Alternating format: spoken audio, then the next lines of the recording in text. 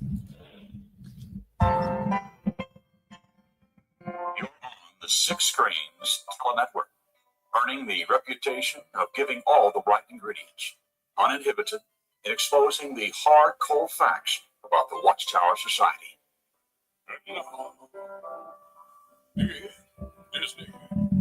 Well, hello everyone, and welcome in to another awesome rockin' night here at the Six Screens Network right here in Boston, Massachusetts. Well, hello, my name's Rick Farron. I'm coming to you from the apostate capital of the world. And boy, I will tell you, and I tell you every Saturday night, there's more and more people leaving the Watchtower, plenty of apostates, and they're coming your way too. So if you don't have many apostates in your neck of the woods, just give them time and they'll be there. Well, anyways, we got our news coming up tonight. We got a really good program. Now, after the news tonight, we have, a number of people coming on. We're going to have a jam session. Eric is not making it in tonight either. Of course, we know that Eric, he does his program here, Awakening After Watchtower. Well, Eric's wife died, as you well know, a week or so ago. In fact, probably about 10 days now. But she died. And Eric wanted to take a little time off tonight. So we do have our program coming up around 9:30, 10. And here's an opportunity. We're going to open up the lines. We get Dick and Constance will join in with us. And we can have a good old time here in the Six Screens Telenetwork. And I wanted to let people know, too, that you probably tuned in earlier. And you were saying, hey, where is Six Screens tonight? Boy, my phone was ringing like crazy. Dick and Constant call me, Fran and Joe getting calls. I'm glad that you all love the Six Screens and glad that you were so concerned that you thought I might not be on. Friends, we're not missing a Saturday night. We haven't missed one in 20 years. So we're here, but I probably should have came on a little earlier and let the audience know because they're really concerned. So I apologize for not letting you know, and I'll keep you up to date if that ever happens again. So anyways, we're going to do we're going to have a lot of things for you to talk about if you call into the program tonight. And there's even, I'm going to offer a special deal here tonight. It's kind of a cold night all across the country. It's going to get real cold. We got a special week coming up with the inauguration. So people are kind of hunkering down. But I want to give some books away tonight. I'm in a book giving away mood tonight. I've got some really good books that I want to be able to send to you. So in our duck contest tonight, and you know what that duck contest is all about, what we do is I have an envelope here with some secret terms and secret words in the envelope. And if you can guess the term, or at least you say the term, not guess it up front, if you can say the term by calling into our radio network here on the telephone line, we'll give you, now tonight what I'm going to do is I'm going to make it very easy. You're going to get 2.5 points tonight rather than just one for any time you answer a question. Because if you don't get the secret word during our program, we'll ask questions and give you clues. So if you stay to the end of the program, if you get 5 points, each question is going to have at least 2.5 points. So the first person that gets 5 points gets a book. If another person gets 5 points, we're going to give them a book. And we got a bunch of them. Look at this one here. A Bible for the Scientists. This is great. This is a Watchtower publication. You probably never heard of it. But I want to thank Jim Hill out in Washington State. We know him as Nathan Natus on JW.org. And he had all of these books reprinted by Lulu, the book press, the book company that makes these books and reprints them. So thank you, Jim. We got a number of them. There's a great book right here, The Way to Paradise. That's a Watchtower publication. What a foolish publication. This is all about a couple that survived Armageddon. And they talk about what it's like living in the new system. It's a crazy book, friends. We have this for you if you win tonight. We have another book by J.F. Rutherford. These are reproductions, but friends, it's the original publications. Nothing has been changed. Also, we've been featuring these books. Millions Now Living Will Never Die. Remember that one? We've got a good 10 books here, so I want to give some away. In fact, I'll tell you what, if anyone gets 5 points tonight, they get 2 books. They get 2 books, so if you don't say the secret word during our program, At the end of the program, we're going to give you some clues. And anybody that says the secret word tonight, we'll get a book automatically. But if you have to wait to the end, and you get a chance to win 2 books. So see what happens. See what happens. Well, anyways, boy, I'll tell you what. Well, I wanted to mention the convention. Well, we have a convention. Have you heard about it? It's called Still Alive till 2025. And that's going to be up here in the Boston area. And I'm going to put some information up on the bottom. I'll have it scroll across the bottom. I'll give you all the information you want. But I just wanted to talk about that convention. Some people have been writing me and saying, Rick, I haven't got the tickets. I haven't got the tickets. Well, let me tell you, you have to write to jwworldnews@gmail.com, jwworldnews@gmail.com. Now, some people have been writing on my website. Some people have been texting. They want to come to the convention, send me tickets. But friends, I don't see that. I miss it. You have to really write to jwworldnews@gmail.com so I can stay on top of all of this.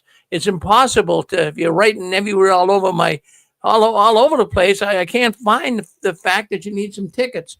But we got about 300 people coming right now. We have room for about 500.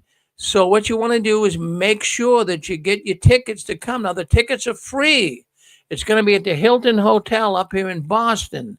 And we're going to have a really good time. This is going to be an opportunity for all of us as ex-Jehovah's Witnesses to come together and be in the same room and be able to share the same experiences.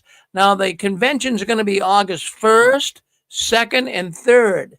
And that's going to be 2025 in August. That's coming up in 6 months or so. So you want to see if you can't make it. Start saving up. Like I say, the tickets are free. You'll have to pay for your hotel room. Now, the hotels up in this area are not cheap. The hotels are going to run about the Hotel Hilton here is about $175 a night. But you have to use the code FERRON, my last name, FEARON. If you use that code, they'll save you a lot of money. It'll bring it down to $175. Normally, the rooms would be $250. So you're saving a good amount of money right there. So if you're coming, by all means, use that code at the Hilton. But if you want to stay somewhere else, you can check it online. You might be able to find a room for $150, $130. But all the hotel friends, all the rates are up all over the place. I don't have to tell you. You can't get a hotel room anymore for $39 or $59. It's just not going to happen. But what we're going to do is it's going to be 1st, 2nd, 3rd of August, like I say. So on Friday the 1st, everyone coming to the convention is going to have an opportunity to tell us their story. Everyone's going to have at least 5 or 10 minutes. We'll pass the microphone along. It'll be a meet and greet session. So you'll be able to tell us about your Jehovah's Witness trek in the Watchtower and what's happened to you. And we'll listen to everybody that has come. If it takes all day Friday, we'll do that. But now, if you have a really extreme story, if you have really been beat up by this organization, if they have caused tremendous turmoil in your life, well, write to me at jwworldnews@gmail.com.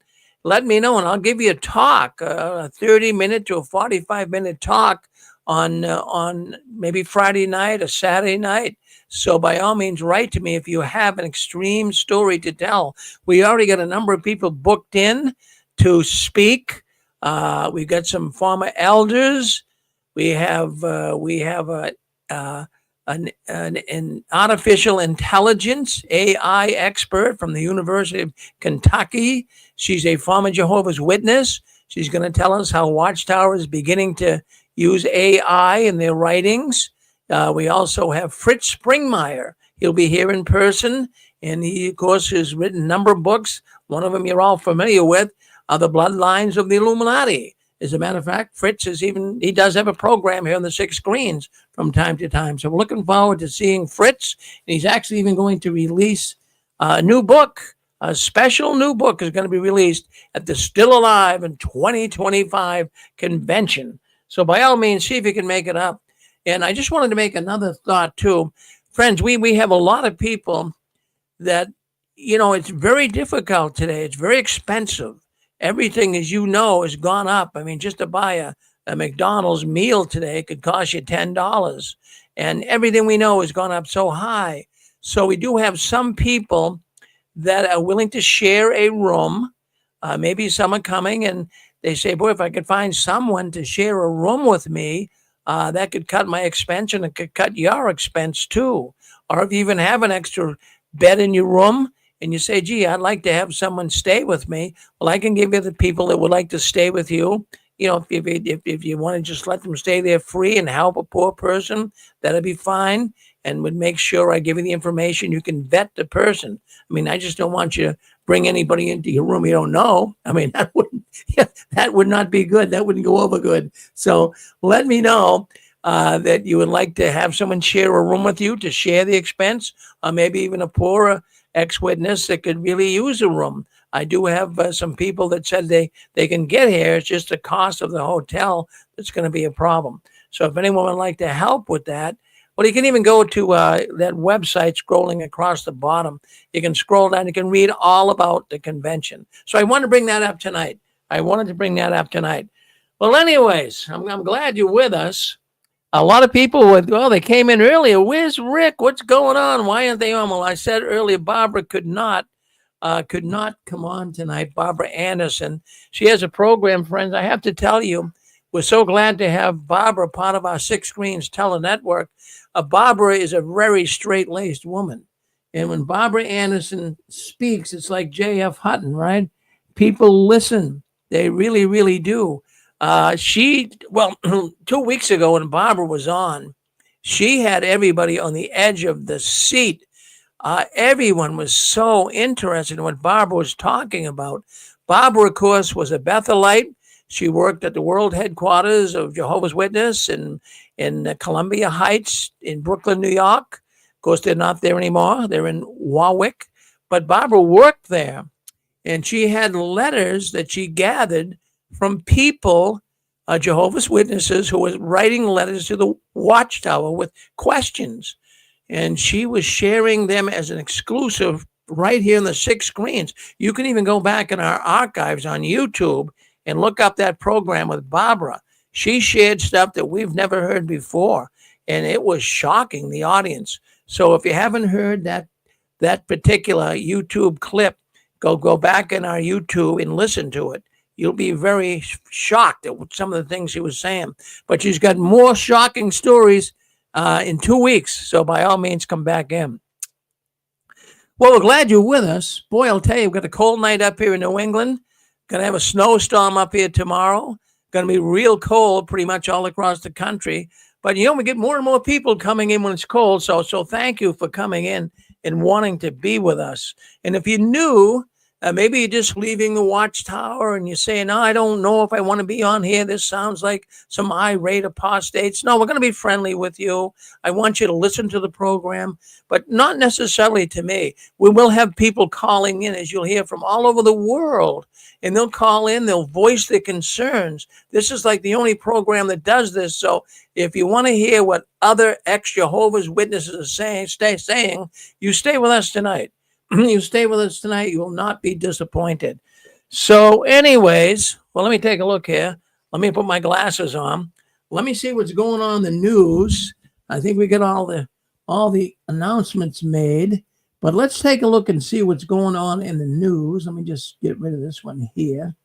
Let me get this over here. Give me a second. So today is January 18th, 2025. Well, it's so hard to even say that. Remember the song, Will You Still Be Alive, Still Alive in 2025? Well, here we are. The Jehovah's Witnesses are still alive, sad to say. They still, they talk a good game. They say that, they're growing big time, but are they really? Friends, we all know the Watchtower organization is collapsing. Do you know that? I know it. Now, how would I know it? I've been doing this program for 20 years. I look at just about everything that comes across the internet. I see all of the news alerts. I have people that send me information all week long about news articles in the Watchtower. I want to thank all those people for doing it. Thank you for sending these news articles. It helps me with my news. And what I try to do is I try to come up with the biggest stories that are going on behind the curtain. So, yeah, the Watchtower is collapsing. And I know it from all of the news articles people are sending me and all of the things I've been saying over the last few years. Now, you've heard me say numerous times the Watchtower is dead. It just hasn't fallen over yet. And I really feel that. I say that they are cooked. The Watchtower is cooked. Take it off the grill. Now, can I say the Watchtower is collapsing and you believe me? I believe I can say enough things here tonight that will really get you to believe they are. All you have to do is walk into a Kingdom Hall. Have you been seeing that Kingdom Halls? When let's just roll the clocks back. Most people listening in here were in the Watchtower 10 years ago, 20 years ago. The Watchtower Kingdom Halls of Jehovah's Witnesses, they generally would be pretty full 20 years ago. They generally would have 100 people, 120 to each congregation. That's not the case today. They've even merged congregations together. And some of the congregations only have 30, 40, 50, 60 people. So is that a sign of collapse? I would say so.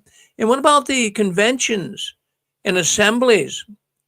You can all remember the big conventions they had at big arenas, Yankee Stadium, Fenway Park, Veterans Stadium in Philadelphia, all these big arenas.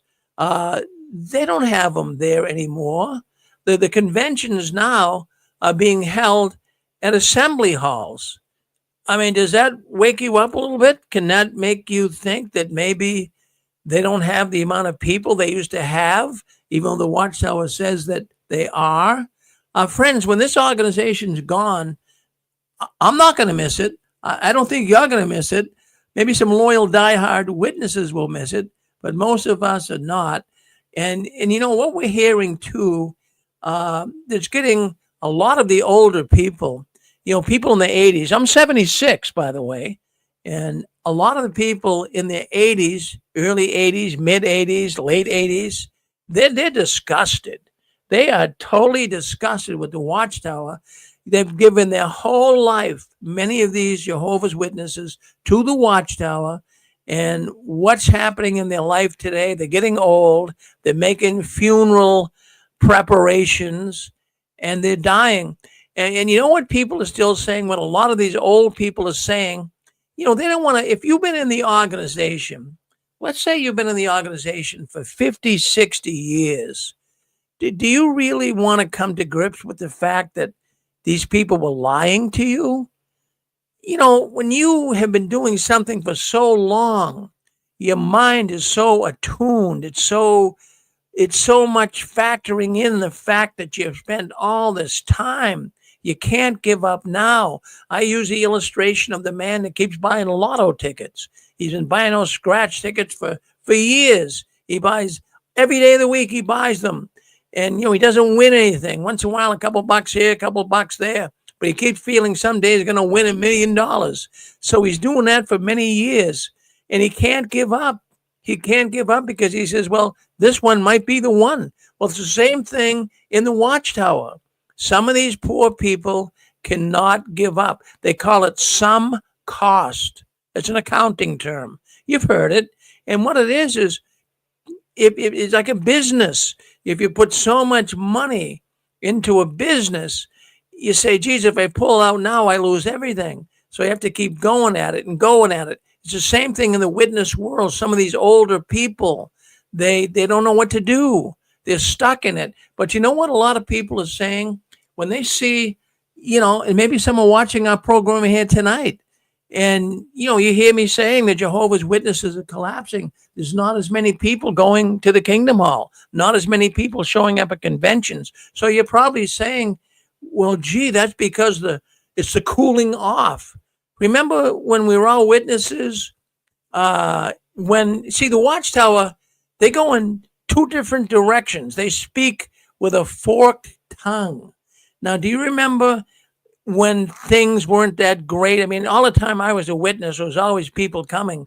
But if ever there was like not a lot of people showing up at the Kingdom Hall, for example, or even at an assembly, I remember people saying, well, the cooling off has started. That's what the Bible says, that people would cool off in the end. So they say, well, Armageddon's coming because people are cooling off. But, friends, that statement really, that really wasn't, if you go back, that statement was always used for people in the world. But whenever the time was convenient, the witnesses would use it for themselves. But that biblical statement, the cooling off, that's the cooling off of the worldly people leaving the real truth, real Christianity. But they look at it as, oh boy, this is people cooling off from Jehovah. We must be getting near the time of the end. So only diehard witnesses are hanging on. And I don't feel bad for the Watchtower. I don't have a soft spot from the top of my head to the bottom of my feet. They are going the way of the Edsel. Yeah. Do you remember the Edsel? It's no longer around. How about the way of Kmart?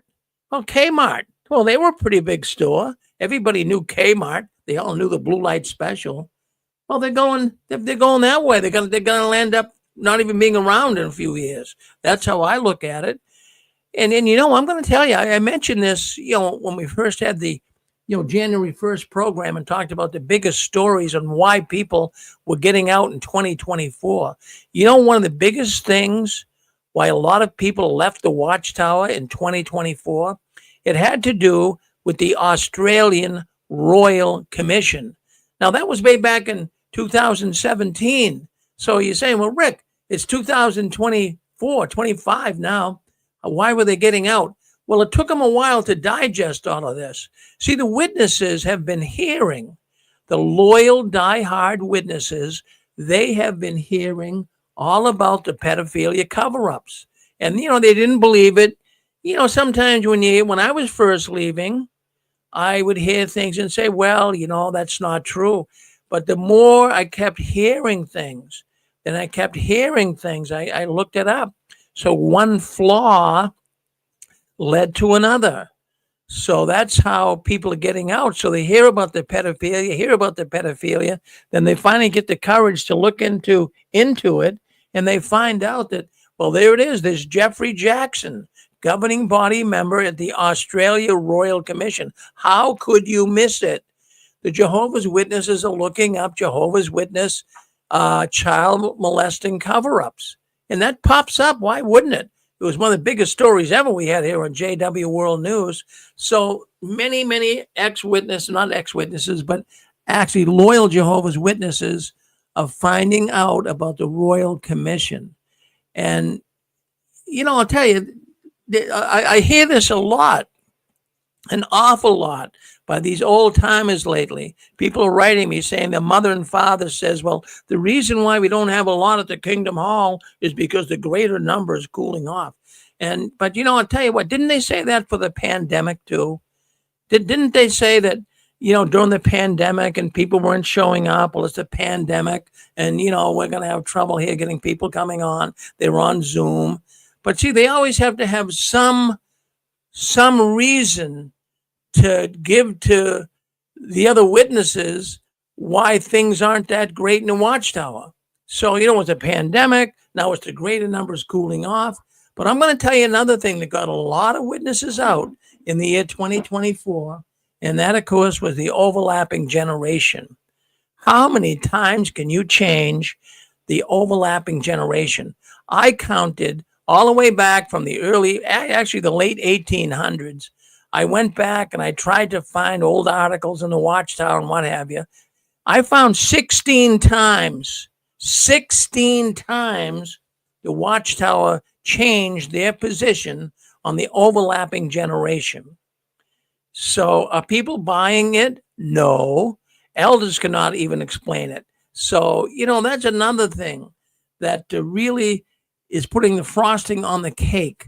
All the false prophecies, all the covering up of child molestation, all of this is finally catching up on the Watchtower. Friends, as I always say, the monkey died the circus is over. The game is over. Now, I'm close to 80, like I say, and I was a witness, actually a third generation Jehovah's Witness. I kind of grew up in it. And a lot of my counterparts, well, they're still in there. I have friends that are in their 80s. And they must be thinking the same thing I would be thinking if I was still in. Uh, we're all getting older. Where is Armageddon? Look at all of the wasted time. Some of these older witnesses could have a pension. They could have got a good job, but they were told, no, no, don't go out and get a good job. Don't get a good career. The system's going to end in 1914, going to end in 1975. The new world that the Watchtower promised has never come. So all of these things combined is showing the Watchtower collapsing. And if you think they're growing, it's impossible. It's impossible to say the Watchtower organization is growing. Now, they got to tell people they are, that they've got to constantly be telling you, oh, Jehovah's chariots on the move. But it's not really. That I use the example, the illustration so many times. Chevrolet, General Motors Chevrolet car division, if they came on television and said, oh, we are just growing exponentially. We have got so many Chevrolets being sold. We're doing the best we've ever done. And then you see all these Chevrolet dealerships closing. I mean, isn't that does a bell go off? Why would you be closing Chevrolet dealerships when you're supposed to be doing the best you ever did? So can't we use that same line of reasoning when we talk about the Watchtower and Kingdom Halls? How can you be growing when you're shutting Kingdom Halls down? This doesn't, how do you make sense out of nonsense? Well, yeah, the creature that has the forked tongue is the snake. Yeah, well, the Watchtower Pixie has a forked tongue. I think you know that. Yeah, but think about it. The creature that has the forked tongue is the snake. Well, the greatest liar of all time. There you go. And then really, when you think about a Pixie, I mean, you've been around a while. You know these guys. You know where they stand. But, we get a lot of people listening here tonight. And, many of them are probably PMOs as well. A lot of POMOs, but you got PMOs listening as well because they're doubting. They're starting to say, something's wrong. And, at some point, if someone's lying to you, you might let a few lies pass and just kind of brush it off. But how long can you go on lying to people like the Watchtower Pixie? That's exactly it. And before you went to air, the service that you pay to have there, the pop song that they had was a 50-year-old Bee Gees song, Why'd You Have to Be a Heartbreaker? And since we were going to do 6 screens, it dawned on me, that's really how a lot of born-ins feel about the governing body and about Watchtower. Why'd you have to be such a heartbreaker? They promised so much to us, and they were always a day late and $1 short. And the people, I think, feel the feeling of betrayed. And if you're 80 years old and you've put your whole life into it, I've seen relatives that fit that category. You want to get dressed up and go out someplace at that age. The social becomes important at that age. But all those people know that Armageddon hasn't come yet. Yeah, well, that Heartbreaker song, I try to pick songs for people who are on YouTube. You might not have heard it, but people call into our telephone line here. We call it our radio network, and we play music. And I try to pick music. People send me clips. They say, Rick, this song would be good. But that is a heartbreaker. In fact, I have That's to tell... the perfect song for the ex-witness. Isn't it? Yes, we've all been heartbroken. I mean, even myself. I didn't like the idea when I first started seeing some of this stuff. When I saw they were connected with the United Nations, when I saw them covering up pedophilia, I didn't want to believe it like most people listening into this program. Not most, but a number of people listening in tonight. And I didn't want to believe it all. And it was breaking my heart in some ways. I mean, really, that was what we were all looking forward to, right? The Watchtower Doctrine, life forever. It's a good package, but it's a lie, Pixie, you know? Also, you mentioned everything that's happening with AI. Even if the person has no religion, even if they've never been a witness, we're in a world right now that is changing so fast. And AI has nothing to give it context. So they've got people that get arrested that look like the picture, sort of, because AI is not a person and it can't have context with stuff. Well, this woman who's a former Jehovah's Witness, she heads the, I wish I had her name in front of me here, but she heads the Department of Artificial Intelligence at the University of Kentucky. And they have a few professors that are working on this right now. And this woman is the head professor. And she wrote me and said she wants to come to the convention and talk about AI in the Watchtower. So we're going to be looking forward to that.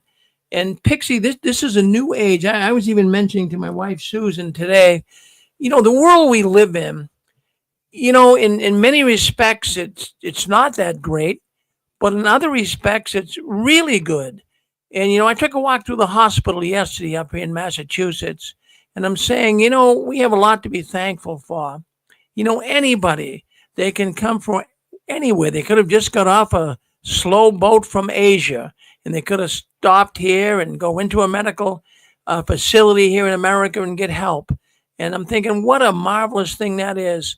You know, what did people do years ago? And then I'm thinking about the phone that we hold in our hand, that is a marvelous, unbelievable device. My goodness, you do your banking on it. It's got a compass. It's got a calculator. You can watch TV on it.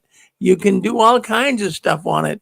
And I'm thinking, you know, even just 100 years ago, I was telling my wife Susan today, if you walked outside here 100 years ago, you'd have to go pee in an outhouse. I mean, imagine the freezing cold walking outside.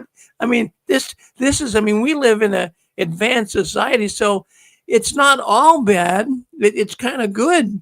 And, you know, being witnesses, we always had this negative view of everything. Everything was critical in the world, but it's not that bad, Pixie, you know? But nobody's dressing up to go anywhere anymore.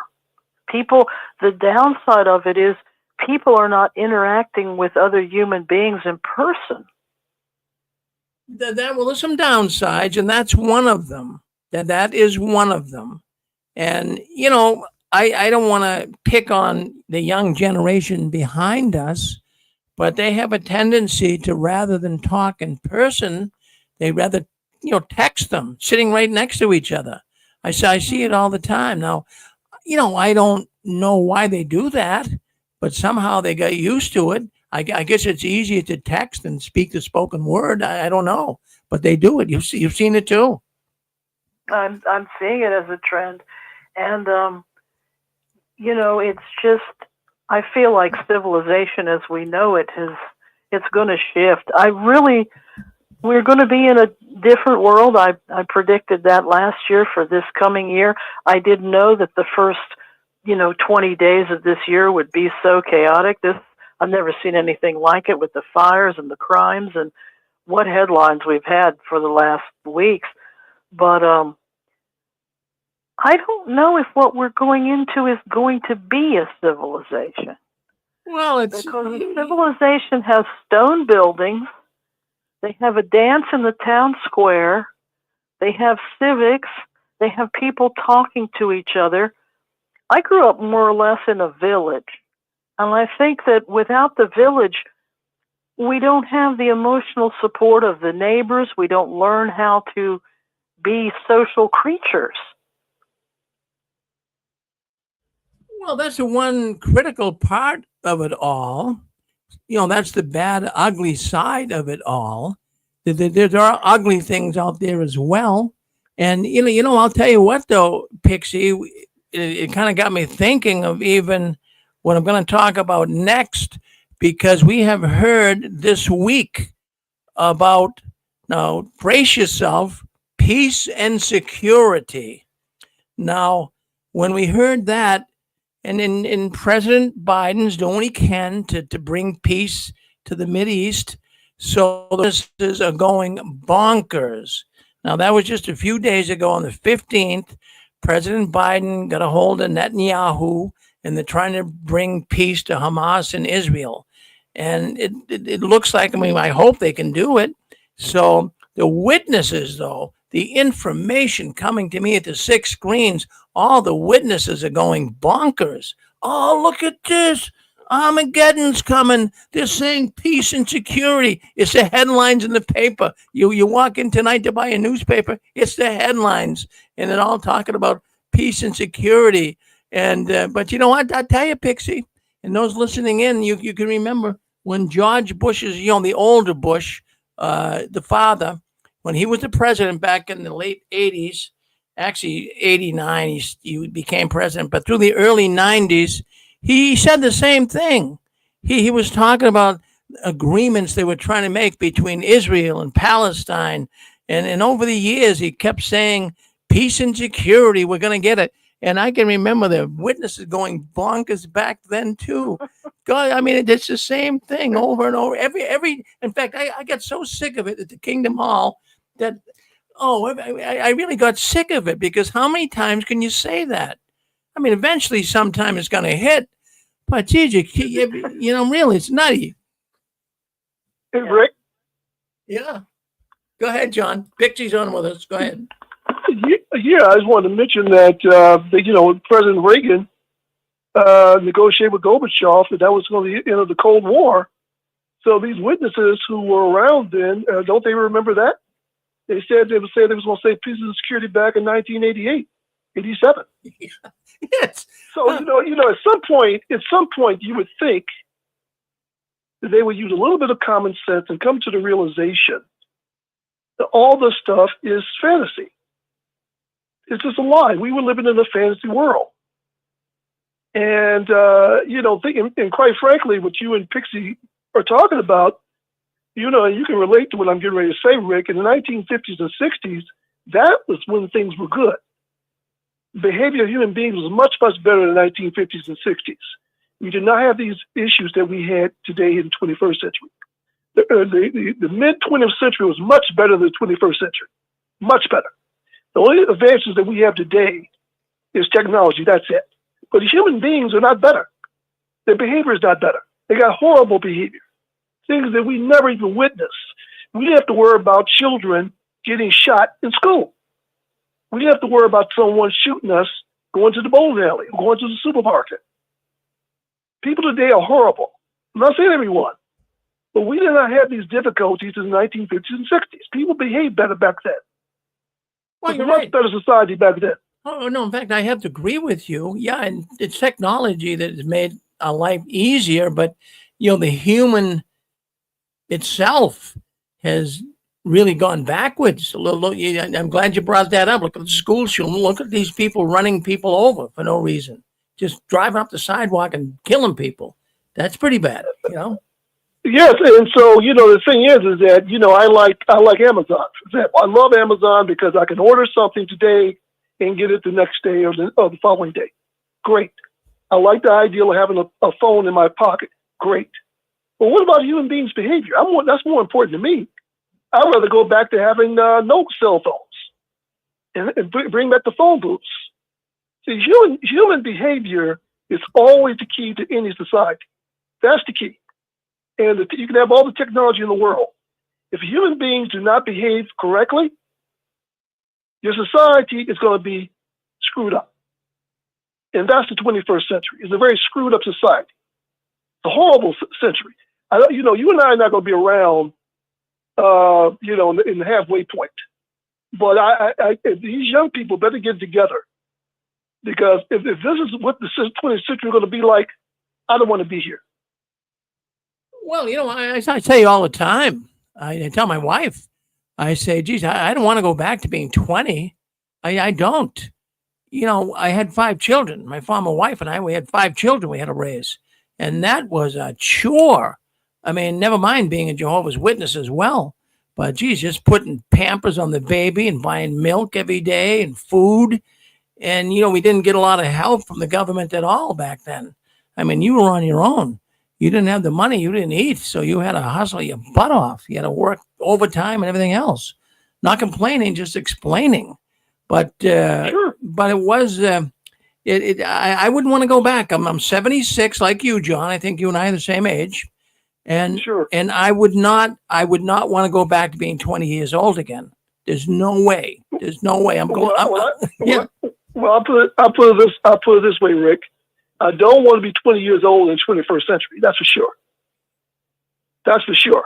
And you're talking about your children, raising your children. How would you like to raise your children in the 21st century when you got to worry about some nut shooting them in school?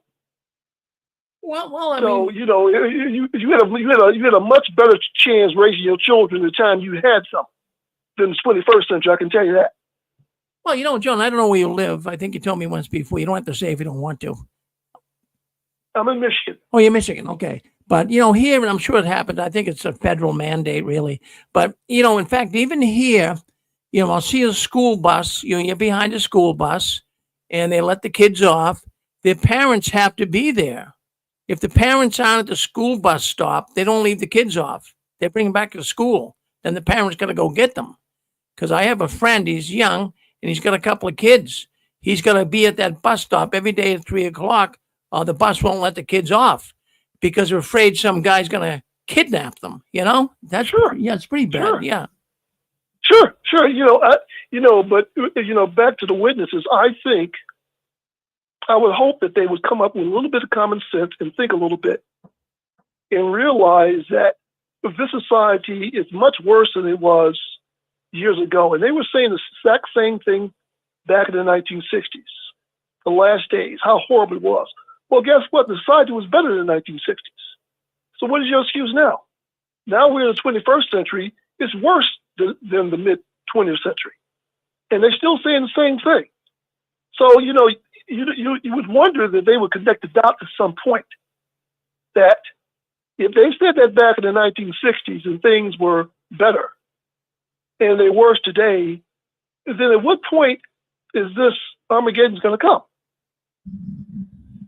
Well, the thing is with this Armageddon, and it really, we started off with peace and security, and that's what the witnesses are saying right now. But I'll tell you what, there's so many witnesses that took this very seriously. When they even heard peace and security on the news channels, they actually got anxiety. They really felt that Armageddon was coming. Really, it wasn't just a whim. They really were preparing for it to come. Some witnesses took this very seriously, John. Oh, yeah. Well, that's the thing that I don't understand, why they're taking this seriously, because, once again, they said the same thing back in 87, 88.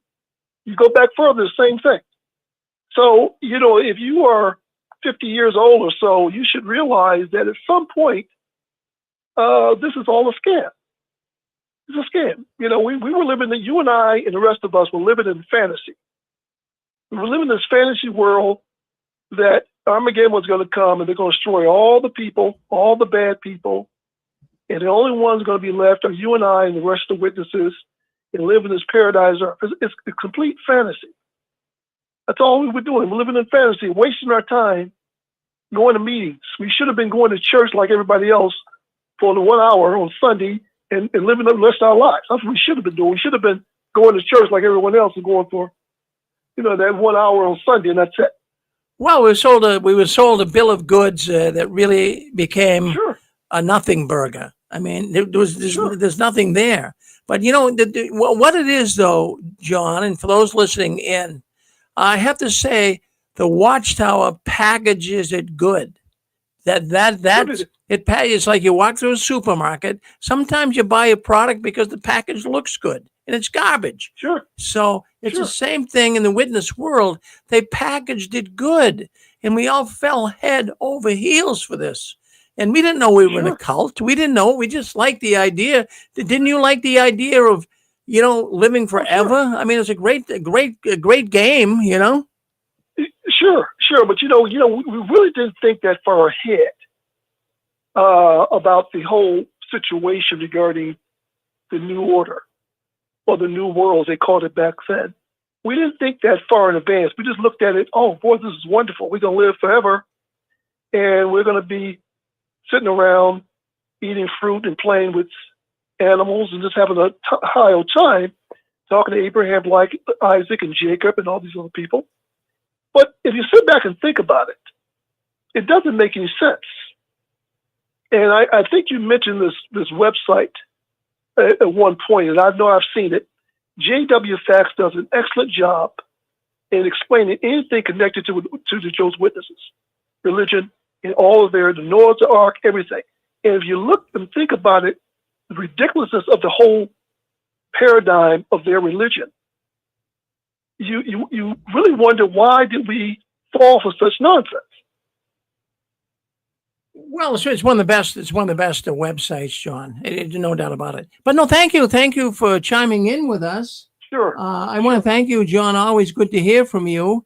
And don't be a stranger. Come on back and see us now. Don't run off on us, okay? Absolutely. All right. So, anyways, if you'd like to say hello, if you're on a radio network, on a telephone line, you want to speak up, that'll be fine. If not, we'll move on. We got more stories to cover. I want to yes, go ahead.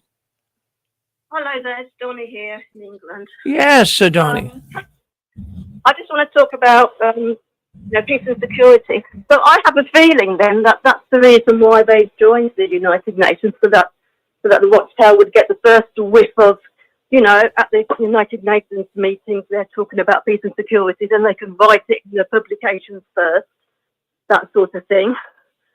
But I think that's what I keep thinking about that. Anyway, that's what I think anyway. Well, I forgot what else I wanted to say. But, yeah. Good to hear from you, Donnie. I mean, when you were a witness, did you get riled up? Did you get overworked when they mentioned peace and security in the news? I did, yeah.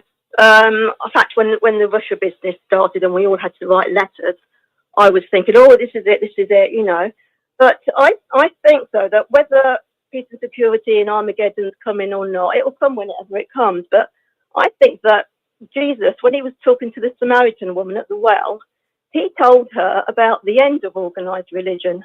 Because he said the time's coming, and it's now, when you won't be worshipping on your Samaritan mountain, and the Jews won't be worshipping God in their, Jerusalem at the temple. He said, but everybody will be worshipping God in spirit and truth. So I think that there's no church we have to go to, but to walk with God, spirit and truth. We can pray to him. We're lucky that we've all can get a Bible. And honestly, I don't think that there's any organized religion that God is backing.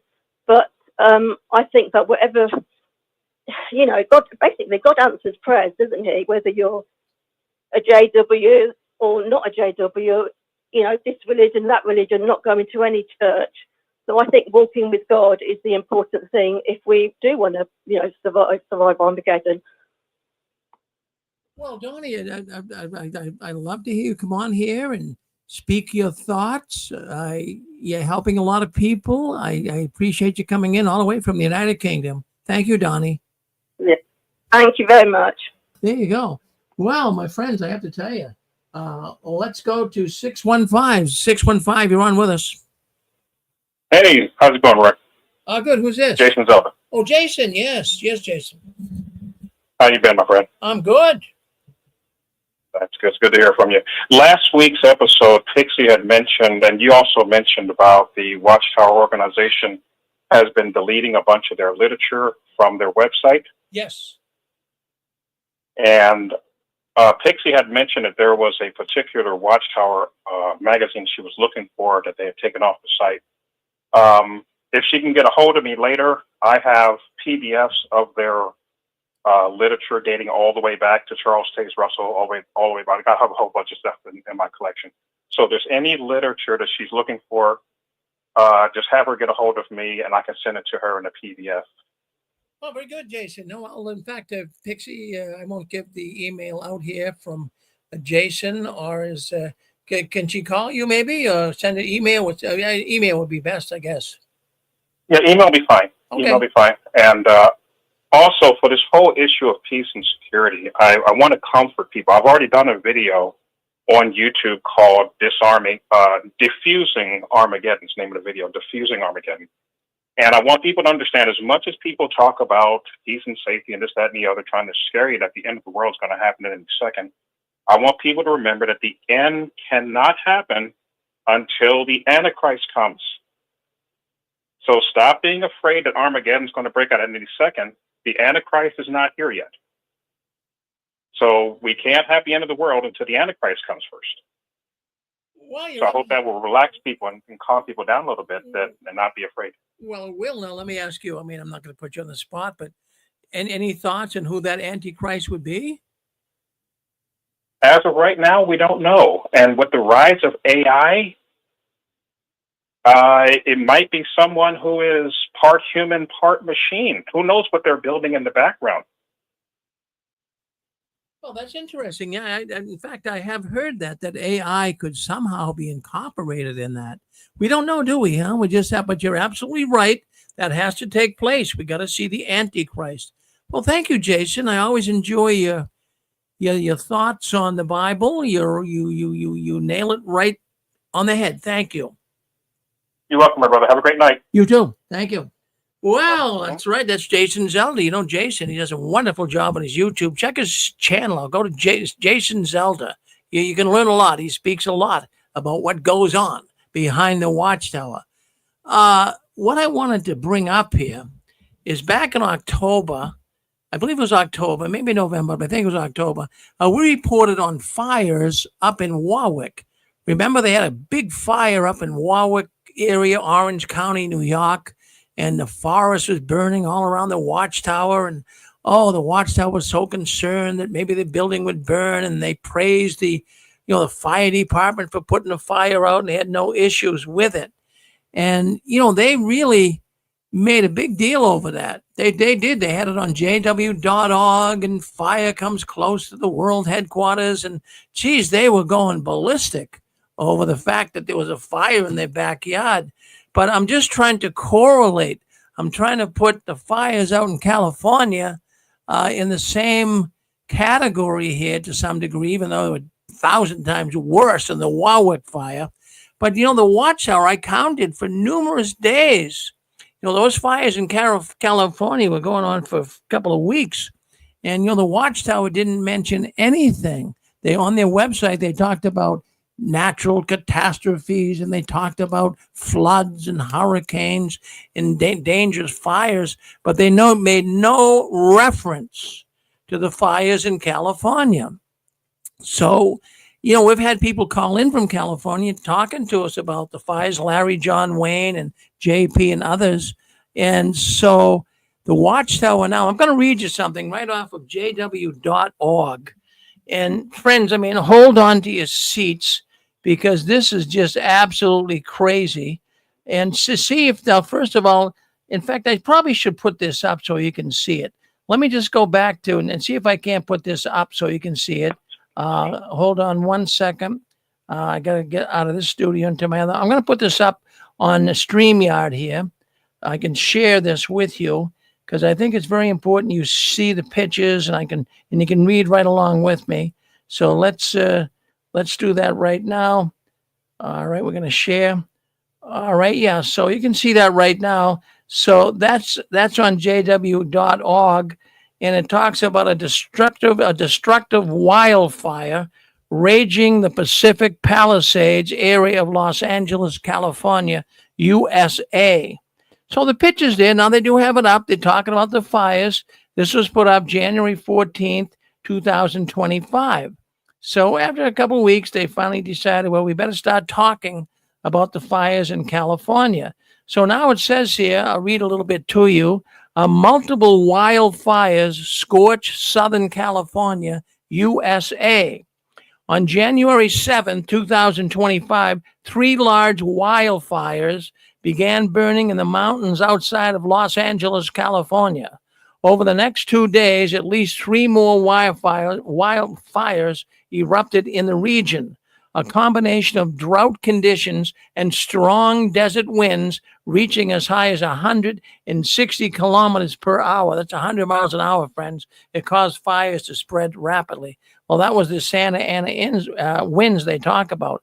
Okay, goes on. But then they go on to say, and this is, I want you to listen closely because I was just kind of flabbergasted. It really made me really scratch my head and say, what? Let me read this to you. So it says the effect on our brothers and sisters. None of our brothers or sisters have been killed or injured. Well, that's a good thing. We don't want to wish anybody harm. So it says 1,068 publishers have been displaced. For those listening in that don't know what a publisher is, the Jehovah's Witnesses, just go with that. So 168 Jehovah's Witnesses have been displaced. Now it says 83 homes of the Jehovah's Witnesses have been destroyed. So 83 homes destroyed. 3 homes have sustained major damage. Major damage. More than likely, it's nothing left, okay? You've seen the pictures. It was unbelievable damage. And then it says 12 homes of Jehovah's Witnesses have sustained minor damage. Now it goes on and says, no kingdom halls have been destroyed or damaged. Well, I'm not wishing they were. I'm not. I mean, I'm just trying to be realistic here and be a normal human being. I don't wish damage or anything to anybody. But at least the Watchtower is now at least addressing the fires. But now this is what I want you to sit onto your seat. Just sit down and listen to this. Maybe you can help me understand what they're saying here. So it says here, along with offering spiritual comfort and support, circuit overseers and local elders are overseeing efforts to provide practical assistance to those affected by the wildfires. Hold on right here. I don't want to go anymore. I just want to read this again. So the Watchtower is offering spiritual comfort and support. They sent some circuit overseers and some local elders that are always overseeing the efforts. What efforts? Efforts to provide practical assistance to those affected by the wildfire. Now, I look at last week, we had Billy Graham's son, Franklin Graham. He runs, of course, the Samaritan's Purse. Let me get out of this. Let me stop sharing this right now.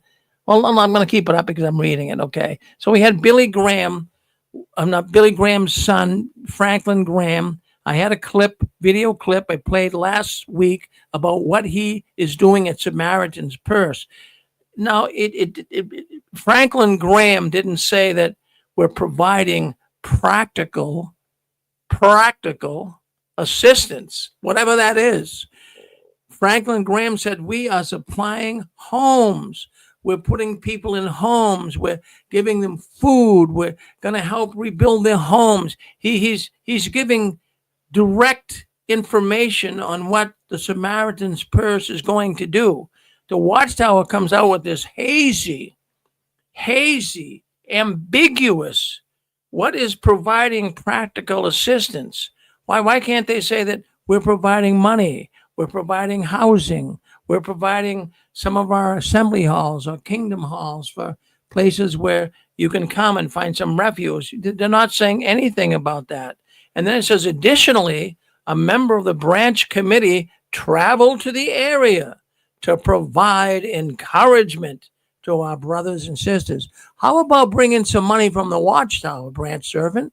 How about bringing a briefcase filled with cash, or at least checks, and write it out to some of the poor, not only Jehovah's Witnesses, but like the other churches, because even Franklin Graham was asked in that clip I put up last week, are you helping other people, or is it just, Christians? Oh, no, they're helping everybody. But friends, the Jehovah's Witnesses are not doing that. But now here's what hold on. There is something they have done here. 2 kingdom halls are temporarily being used as relief centers. Oh, okay. I'll give them a gold star for that one. I didn't see that as I was going through that earlier. But 2 kingdom halls are temporary. That's okay. You got to have somewhere. Look at if your house is burned to the ground, you got nothing left. Can you imagine how devastating that is? I mean, you and I, geez, if we're walking down the street and, we lose our wallet with, a few $100 in there or credit cards, it's a major disaster for us. Can you imagine losing everything? Man, that has got to be a horrible experience. So the Disaster Relief Committee, that is the Jehovah's Witness, the Disaster Relief Committee, has appointed a coordinate to help with the efforts. So, but the question, why do I even bring this up? I'm going to stop sharing this now so I can see all you guys. Well, why do I even bring this up? Well, I bring it up because it's such a stark contrast to the way that Jehovah's Witnesses behave and how the world of Christianity behaves. I mean, I'm not trying to in any way, over amplify this and tell you how bad the Watchtower is. But I don't know what practical assistance is. Is that the word they use? Let me just go back. Practical. Well, let me see. I want to get it right here. I don't want to say something that's not correct. So they are giving. Okay, hold on one second. Practical assistance. Practical assistance. I mean that can cover. But what really got me here is when they talked about along with offering spiritual comfort and support. And I remember, and I told you guys this before, you probably heard it 1,000 times, but at 9/11, when those planes crashed into the Trade Center and all those poor people that were leaving, the area, they were covered with dust and soot, and they were walking right across the Brooklyn Bridge. And reports have it, and they're pretty much substantiated, that the Watchtower locked the doors on the people walking across the bridge. They were of no help at all. And I think that can be substantiated, okay? I've heard that a number of times by people calling into this program. I do believe that's true. Now, on the other hand, I'm thinking here with those fires in California, the Watchtower doesn't really want to be reaching out. It just kind of like it's just words. I don't see any real, the old saying, your actions speak louder than your words. Now, even if they are going to give anything, let's suppose that they were going to give clothing and they were going to give water and food. Where do you think this would come from? Do you think the Watchtower would dig into their own coffers and then supply it? No, they'll ask the people. I remember when I was living in Florida, and back in the early 90s with Hurricane Andrew. That was a wicked hurricane, folks. That came down, that hit Miami. That hit southern Florida with a 2-3 punch. I mean, it knocked the whole area out of control. Houses were ruined. Everything was just devastated. And I remember being a witness at the time in Florida. The organization asked if we could all give something like blankets and food and Pampers and everything I could think of. So all of us witnesses would gather it all and would bring it over to the Plant City Assembly Hall, and then they would give it to the people that truck it down to Miami in that area that was hit by the hurricane. And we all gave. There was boxes. I remember, in fact, at the Plant City Hall, you saw boxes of food and clothing and blankets. And something that really ticked me off is all of that we put in, and we all spent money buying stuff to give to the, Watchtower so they could give it to the folks that needed it. The witnesses primarily. They weren't going to give it to anybody else, from what I could gather. But it never made it down there. And I remember even asking, did the food get down there? And from what I remember, this is years ago, they said, well, there was a transportation problem. So all of the stuff we donated, was they throw in the dump? I mean, really. I mean, this is, so when I read something like this right off of jw.org, and I read that they're offering practical assistance, and even in 9/11, the point I wanted to make is I called the Watchtower the day after 9/11. That would have been September 12th, 2001. I remember calling the Watchtower, and I talked to a lawyer, and I was a witness at the time. But I really felt bad because I see all the newspaper articles on how ministries were giving out water and they're giving out food. They're giving comfort in a physical way as well as spiritual. I mean, really, the Christians were there. They were hoping to direct people to God. But when I called a Watchtower, I talked to a man, a brother there, Watchtower. I said, could you tell me what Watchtower is doing? They're only a short way from the trade centers. What is Watchtower doing? Oh, Brother Farron. I can remember him saying this. You know how they say it so prim and proper, right? Oh, Brother Farron, I have to tell you, the Watchtower has taken a real effort to help those people in need down there at Ground Zero. I says, well, what are they doing? He says, well, we're sending 12 elders down tomorrow. He says, we printed up a bunch of magazines on terrorism, and we're going to put them all throughout that area so people can really understand what took place. That's it. That's it. You printed up some magazines. You gave them spiritual comfort and support, I guess. But that's why I wanted to bring this up tonight, because it's bothersome. It really, really is. All right, that's my thoughts on it. So if there's anyone in California, maybe it hasn't happened yet, but I'm sure some of our friends even listening to this program, they probably have had their houses burned. And maybe in time, not tonight, but maybe in time, they can let us know what the Watchtower did for them. And when they go in, I have to tell you, and this is a fact. I've had people call into this program. When the witnesses go in, they only 99.9%, they only help Jehovah's Witnesses. That's it. As a matter of fact, I got some information that came to me here, and we've talked about this numerous times before. There was a hurricane, a big one in Florida. They've had numerous hurricanes. And so anyways, there was a woman, and this information, I'll never forget this. There was a woman that was disfellowshipped, but she was trying to work her way back. She was trying to get reinstated, and she told the elders that she really wants to come back and she wants to return to Jehovah. So her house was devastated after the aftermath of one of these hurricanes in Florida, and she went to the brothers, and even basically trying to get to the Watchtower to see if she could get some help in rebuilding her house, and they turned her away.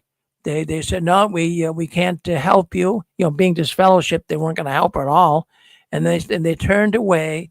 And they actually told her, and this is what the witnesses do, that they told her to go to a shelter, find a shelter, or go to the Red Cross for help. What a great what a wonderful organization.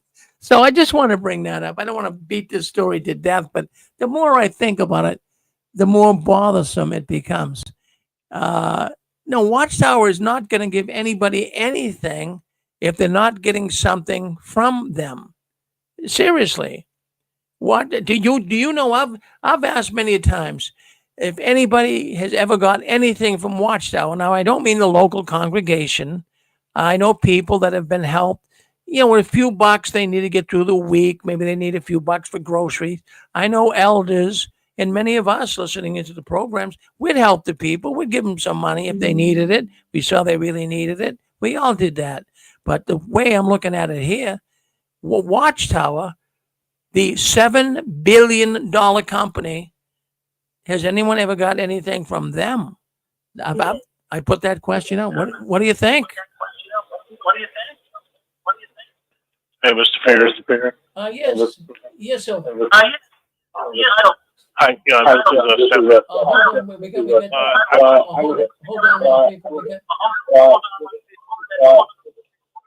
All right, hold on. We had Stephen, you still there? Stephen was on. He had actually two. Stephen, you there now?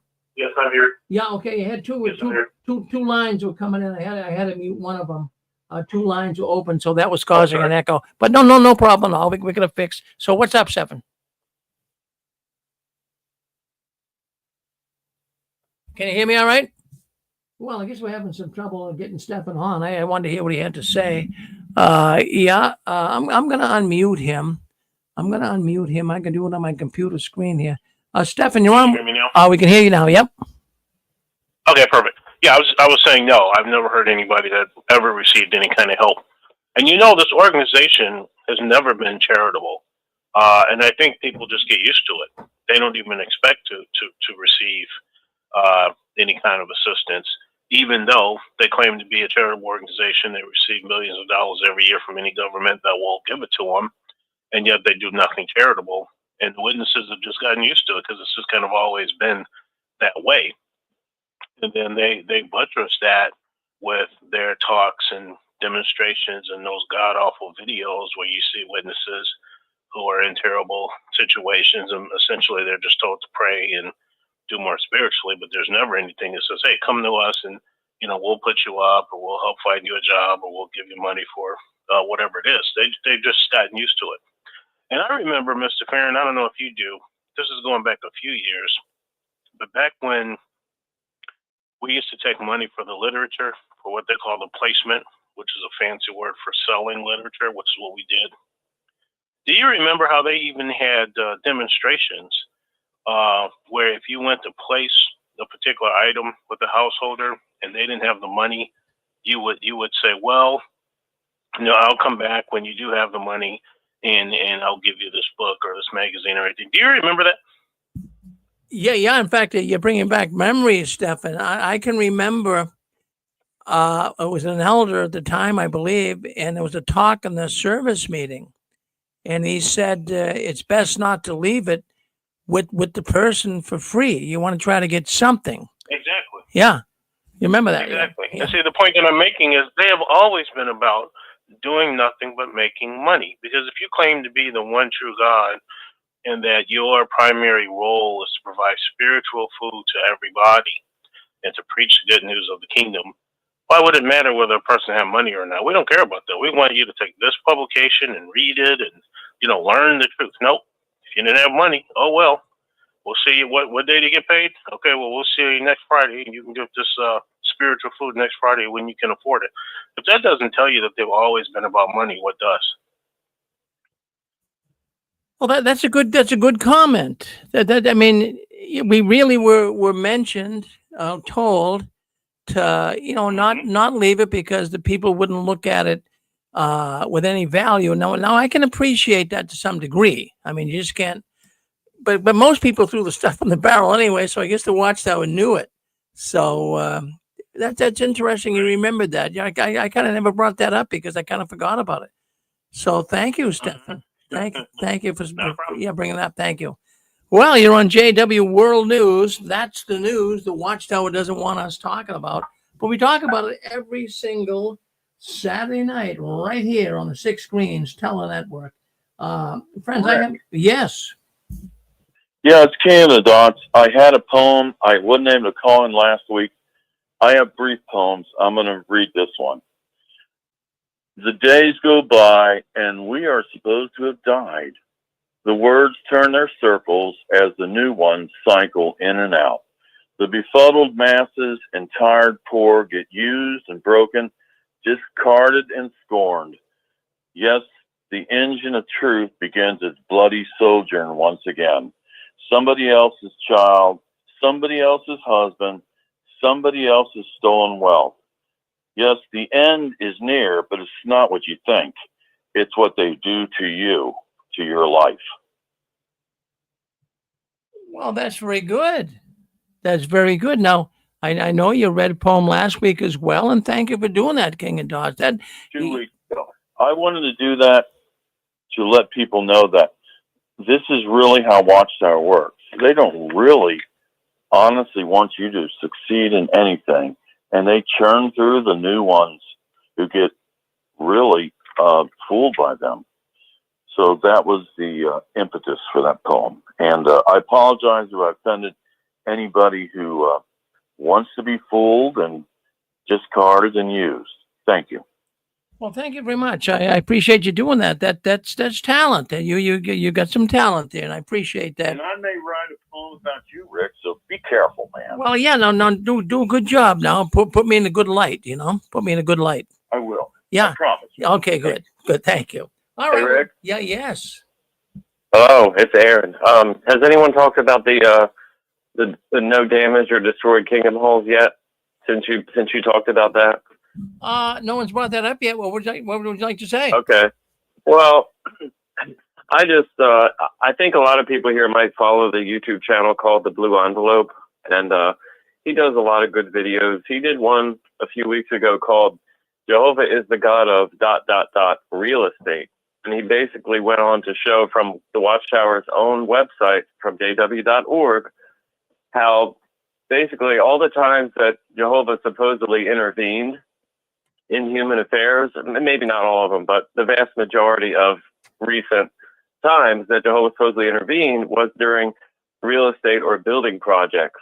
And he also showed times when they had, people were dying through the blood issue and such, where Jehovah did not intervene, and he let the people die. So therefore, he came to the conclusion that Jehovah is the God of real estate. Now, I find it extremely unlikely that there were no kingdom halls even damaged through this fire when there's tens of thousands of structures that have been destroyed. Now, maybe that's true, maybe it isn't. I don't know. I'm not there. I'm on the East Coast, but I find it extremely unlikely. But that would fit right in line with that narrative if they wanted to use it later on to say, oh, Jehovah intervened. Look, our buildings weren't even damaged. That's all I got to say. Well, they don't mind gloating about it. I just read that no kingdom halls were damaged. Now, a number of homes were. Jehovah's Witness homes were damaged. In fact, let me go back and see. Well, it says two kingdom. Well, hold on. No, they weren't damaged. They just used for kind of a temporary relief center. But 12 homes have sustained minor damage. 3 homes have sustained major damage. 83 homes have been destroyed. Yeah. So, okay. So 1,068 publishers have been displaced. Yeah. So that's interesting thought you have. But boy, they're going to take that to the bank and run with it. Look at that. Jehovah, he spared us. Really. That's not the first time I've seen this.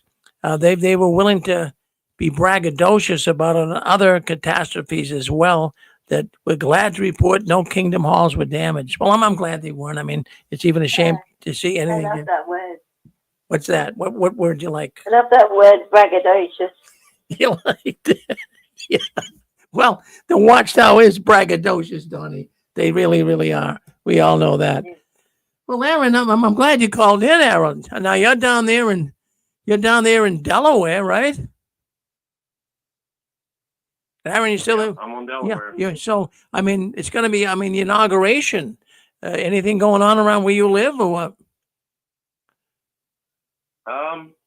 Nothing out of the ordinary. I mean, we still got to get through these next, day and a half or so. So, you never know what's going to happen between now and then. But yeah, I am pretty close to DC. Well, it's very cold down there, right? Oh, yeah. It's been a little bit cold, but I think it got in the 40s the last couple of days. But it's cold. It's really cold at night. Oh, it must be. Yeah. No, that's well. Anyways, I was reading down there the hotel rooms. They're so expensive with that inauguration taking place. Hotel rooms that would charge like $150 a night. They're all getting $1,000 a night, Aaron. Wow. Yeah. Well, I'm glad that I'm staying far away from it. And I heard that Trump moved his inauguration indoors to kind of help mitigate anything that might happen. Yeah. Well, also being so cold. I mean, how can people, how could you put up with it? Be so darn cold, you couldn't even think straight, Right. Yeah. Well, thank you. Thank you for calling in, Aaron. You're a good man. Don't you ever change. We always love to hear from you. Thank you. Yep. Well, you're on JW World News, friends. That's the news the Watchtower doesn't want us talking about, but we talk about it every Saturday night and every other Sunday. Now, there's no 6 Screen Sunday tomorrow, but join us next Sunday. We talk about theological issues. We don't talk about theology or the Bible on Saturday night, but if you're interested in theology and you want some questions from the Bible answered, well, Sunday, not tomorrow, but 2 weeks, next week, not tomorrow, will be our 6 Screen Sunday. I wanted to bring up something else here. Unless someone wants to say something before we get to the next story. someone wants to speak up, that's fine. But if not, I'm just thinking how awkward it was being a witness and really having to go to the meetings. Now, I'm sure there's Christians listening in here tonight. They left the Watchtower, they became Christians, and maybe even some people that never were a witness listening in. But your church doesn't demand that you go to a meeting, do they? Now, I've been to some Christian churches when I have left the Watchtower in the last 20 years, but I never went to a church that demanded you better be here or else. And I got thinking that today. I'm saying, you know something? The Watchtower actually did that. They demanded that you do not miss a meeting. As a matter of fact, I've heard it even said that if you miss one meeting, your baptism could be null and void. Now, that's pretty strong talk. I don't know if anyone ever heard it that bad, but I mean, I've heard it in other ways. I never heard that, but I do know that when people get really sick, they're not concerned about the people. They were only concerned with, well, they weren't at the meeting. Yes. And they're more concerned about the fact, Pixie, that they weren't at the meeting than being concerned over their sickness. And this would now be a family member. It would have been 60 years ago. But that family member was very much the ministerial servant that kept things running. And, if a person has a cancer diagnosis, that's seriously ill. And I was thinking back on those days, and those people didn't give a tinker's damn about anyone. They just wanted to know, well, where were you to do the work? Or if someone had a neurological condition like migraines or something, well, you have to be there to be supportive of your family. You've got to be there for your husband or this or that. And, things like that. Oh, yeah, no, that's... Well, yeah. Yeah, go ahead. You're on with us. Go ahead, sir. Rick, as a servant, we were instructed we had to be, goose step followers of theocratic authority and arrangement. Anyone who wasn't at the book study, I conducted the book study several times, had some really large amounts of people to conduct. But I was supposed to call if someone didn't come. I was supposed to give them a call that night or the next day, which is really annoying. But you were supposed to do it if you're the book study conductor. And it reminded me of the Catholic Church. In the Catholic Church, the big break for me to leave the Catholic Church, I didn't go to church on Sunday, and I lied about being sick, and I stayed home, and it was a mortal sin. And I never confessed it to the priest. So that was my big break in like the 8th grade. I decided I'm going to commit a mortal sin. I'm not going to go to church. And I think not going to the meetings is the first step for a lot of witnesses. No, I don't care what the elders say. You can call me up on the phone if you want to. I don't feel like going to the damn meeting. Well, at least the Catholic Church, if someone was in a hospital bed, they'd go and see them. Well, they yes, wouldn't be worried about. They wouldn't be worried about. Well, where were you to do the work when the person is in a hospital bed? Who am I speaking to, by the way? This is Pixie. Hi. Dixie. Oh, the famous Dixie. Hey. I just recently, 3 weeks ago, witnessed my dad getting the last rite. Extreme unction, they used to call it. He thought he was going to die. Well, he pretty much wanted to die. My mom died over a year ago. And he... Sorry for your loss. It was very embarrassing to him. I saw the whole thing with the priest. The priest is like 22 years old, 25, probably 25. You have to do at least 8 years, I think. And his name was Father Luke. And I said, well, say hi to Matthew, Mark, and John for me, So I told him. Anyway, so I went in right after the last rites were given. I took a picture of it, actually. And I said, my dad, I looked at Dad and said, Dad, you need anything? And his eyes just poked up first, like my son saw me getting the last rite, And he hasn't talked to anyone in the family since then. He's so embarrassed. but he's still living. It's Well, that's a wonderful thing. Well, I'm glad he's still living. He's 93. He just doesn't want to live anymore. No? Well, if he's 93, he's right with the Lord. Then, if the priest was there, he could have another 10 years. He's a Catholic. He's a Catholic. Being right with the Lord, that's being right with Mary, okay? I'm sorry. Okay. My family were Mary worshipers for the most part. Okay. Well, as long as somebody has a higher power that, they know they're not the center of everything, it can be anything you want. Doesn't have to be the one I have. Well, I'm not going to dispute with you on that point. I just, I have no intention of worshiping Mary. That's all. Well, you don't have to do anything. Oh, I know. But I think it's great when people have. I think it's great when people have a belief, and especially as a person who's done hospice work, I can say that your last day, your personal last day, if I can steal a witness phrase, we all have a last day.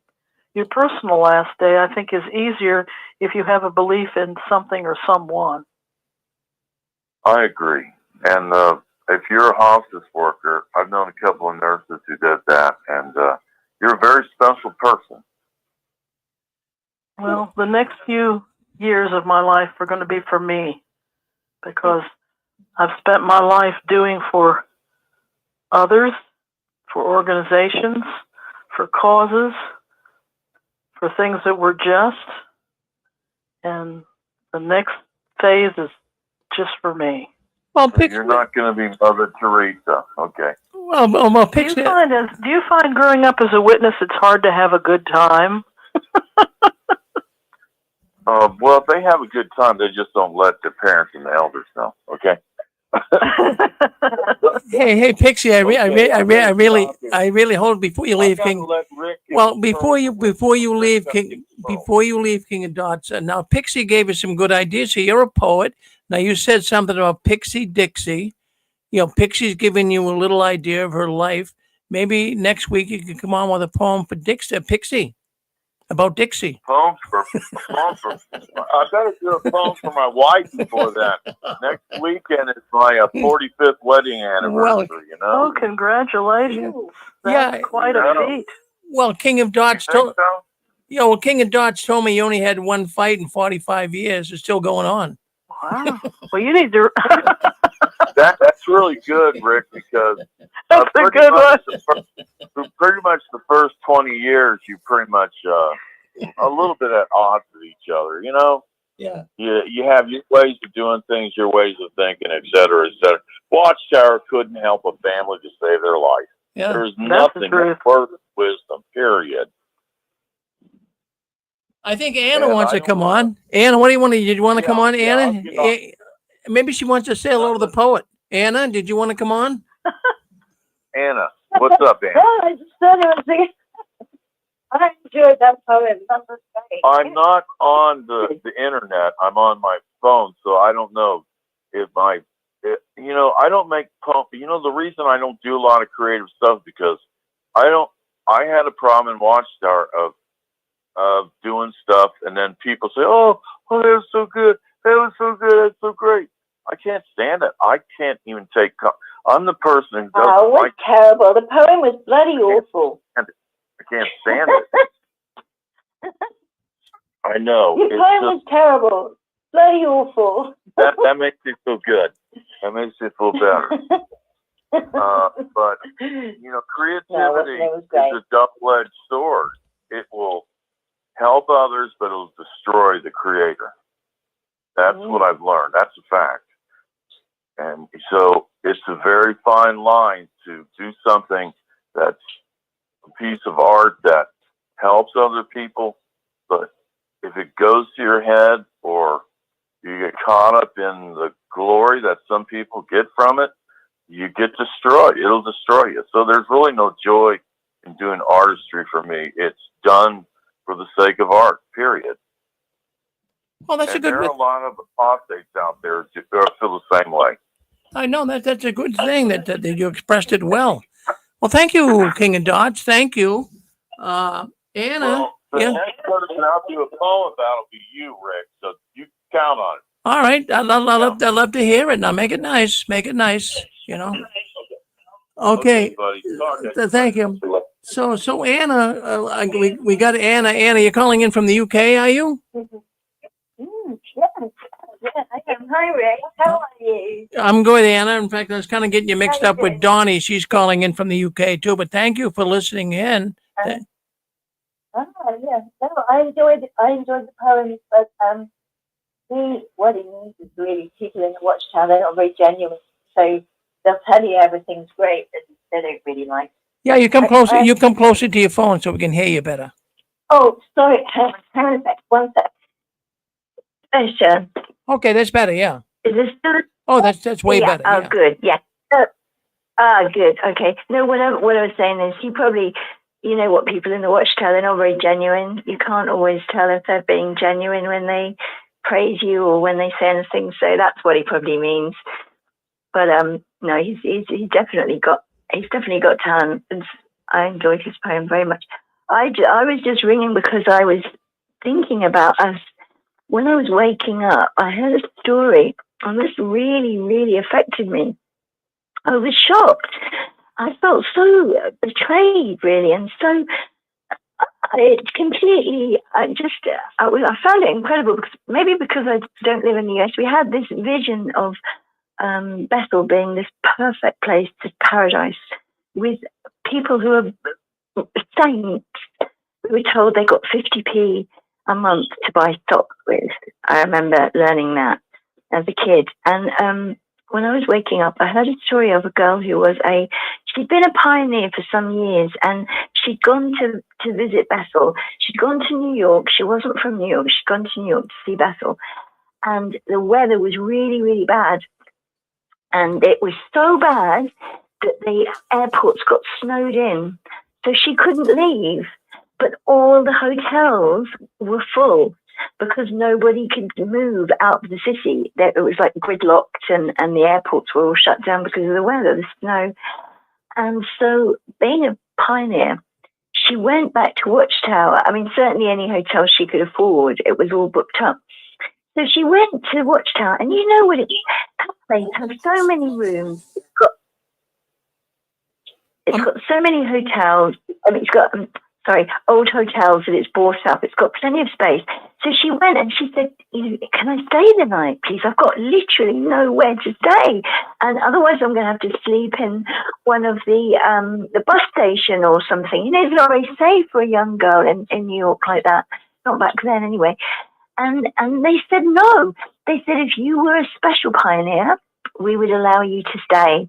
But because you're just a normal pioneer, regular pioneer, we can't allow you to stay the night. One night. And she had to go and get help. And I think she ended up staying, they let her stay in the kitchen of a YMCA. Can you believe that? The place that you're not even allowed to go swimming, use a swimming pool. And I remember learning that, and I was so shocked. But yeah, they do nothing for anyone, and I can't imagine they're going to really do anything genuine with these fires in LA. I imagine that they might do a few things just for publicity, but most of it will just be for show, and most people will be told to get help from the government or from charity. Well, you're absolutely right. Absolutely right, Anna. Well, thank you, Anna, for weighing in. I really appreciate it. Thank you very much. Appreciate it. Okay. Did someone else have a thought? Yes, I did, Rick. All right. I think that's Michael. Thank you, Anna. By the way, Rick. I didn't mean to cut you off early, but you had some sound trouble there. Thank you, Anna. Go ahead, Mike. Yep. Okay. Yeah, Rick, I thought you were talking one time about baptism and how maybe if you didn't go to the meetings, it was null and void. Are you still talking about that? Yeah. In fact, absolutely. Yeah, I want to talk more about that. Go ahead. Okay. Yeah. Okay. Well, my mother said that to me. I was so proud. One time, I was so proud that I built the London Assembly Hall, and I did all the cement work and all the tile work around the baptismal pool, and I was the second one baptized in that assembly hall. And I was so proud of that. And I was talking to her one day. I already left the organization. And I was talking to her. I said, Mom, I was kind of proud of building that baptismal pool and then being baptized in it. And she said to me, she said, well, you don't go to meetings anymore. That baptism's really not good. And so what I did, Rick, is a few years later, I went to Israel and I got baptized in the Jordan River. And I took a guy took a film of it for me.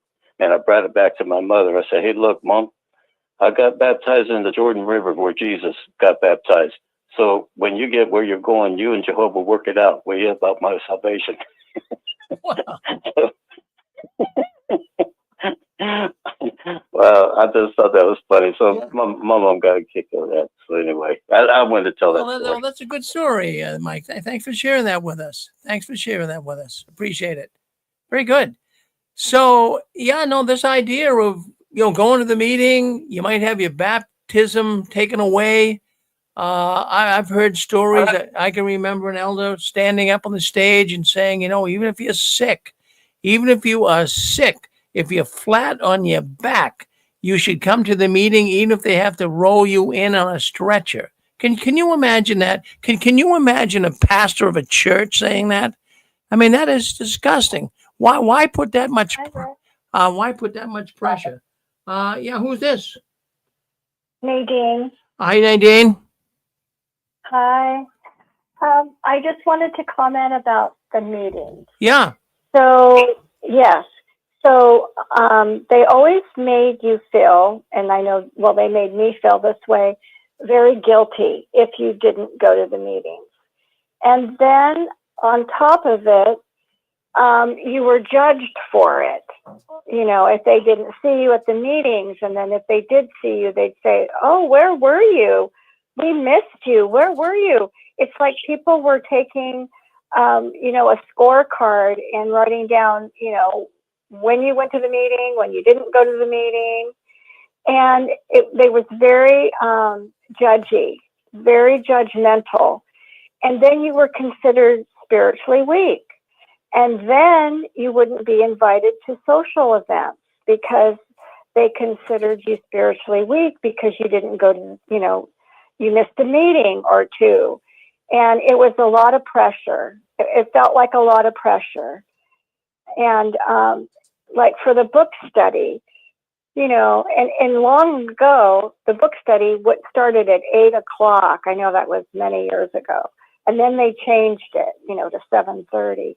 So going out that late at night, when I was a kid, I didn't want to go out that late, and it would be cold, and if it was rainy, and, I felt you just had to go because you had to prove something to other people. It wasn't really for yourself. It was for other people. That's what Well, Nadine, and I used to feel guilty. In fact, I know a brother. In fact, he even got up on the stage on numerous times. I've heard this. What if you stayed home tonight? And what if Armageddon came tonight? What would Jehovah think of you? Well, why would you possibly put that in the mind of a person? I mean, really, even if you took a night off, you said, boy, I'm tired after work. I want to take some time off. I'm just going to sit here and relax and read a book or watch TV. And, that's going through your head. I should be at the meeting. Geez, who needs, with all the problems we have in the world today, Nadine, who needs an organization that gives you that type of garbage? That's terrible, Right. And you're judged for it. That's the part of it is you're considered spiritually weak. And then it just escalates, it just snowballs. And then you're not invited to certain social functions because you missed a meeting or whatever it is. It's just, it was a lot of pressure. And I know I've told this experience before, but my mother insisted on having the book study at the house. And so I remember one night I didn't go out to the book study. I was like 16, and I was in my bedroom, and the book study conductor came into my bedroom and said, "Nadine, why aren't you out at the book study?"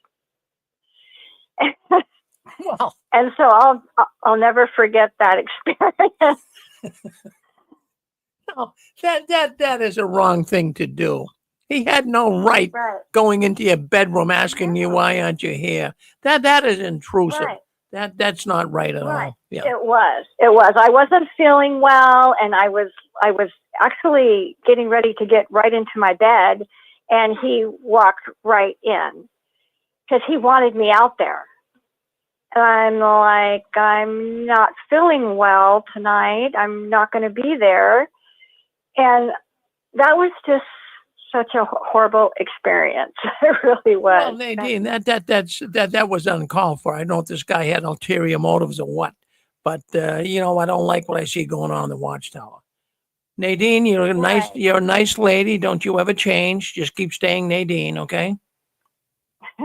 All right. Rick. And in fact, you want to be listening in tonight because I got some special points coming up on the duck program, okay? I want you. Okay. I want you to get back in. I guess I'm going to be giving more points out. I'm in a giving mood tonight, a very giving mood. Okay, so you hang in there. I'm Okay. I'm going to make it very easy for you. You know, I try to make it easy for you. Okay. All right. All Good. righty. Thank you. Okay. Yes, Stefan. Yeah, Rick. Yes. I was just thinking about all of this pressure that they put on us to make all these stupid meetings week in and week out, month in and month out. And if not the majority of all their teachings, they've now since retired. They put all this pressure on us to be at these meetings. Now all the stuff that they taught has been retired. Now I was thinking about all the talks that I did on the topic of Come closer to your phone, Stefan. anti-type. Yeah, we're having some trouble. Go ahead, a little closer to your How phone. about now? That's better. Yep. Okay, sorry, I've got a cold.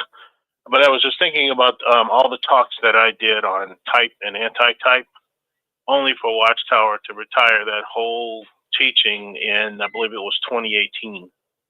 So it's infuriating that we allowed ourselves to be so pressured to be at these meetings that everybody's talking about, and all the stuff that they were taught at those meetings, they don't even believe anymore. No. What a colossal and huge waste of our time. But they don't care because, this is a cult. Oh, you're right. You're absolutely right.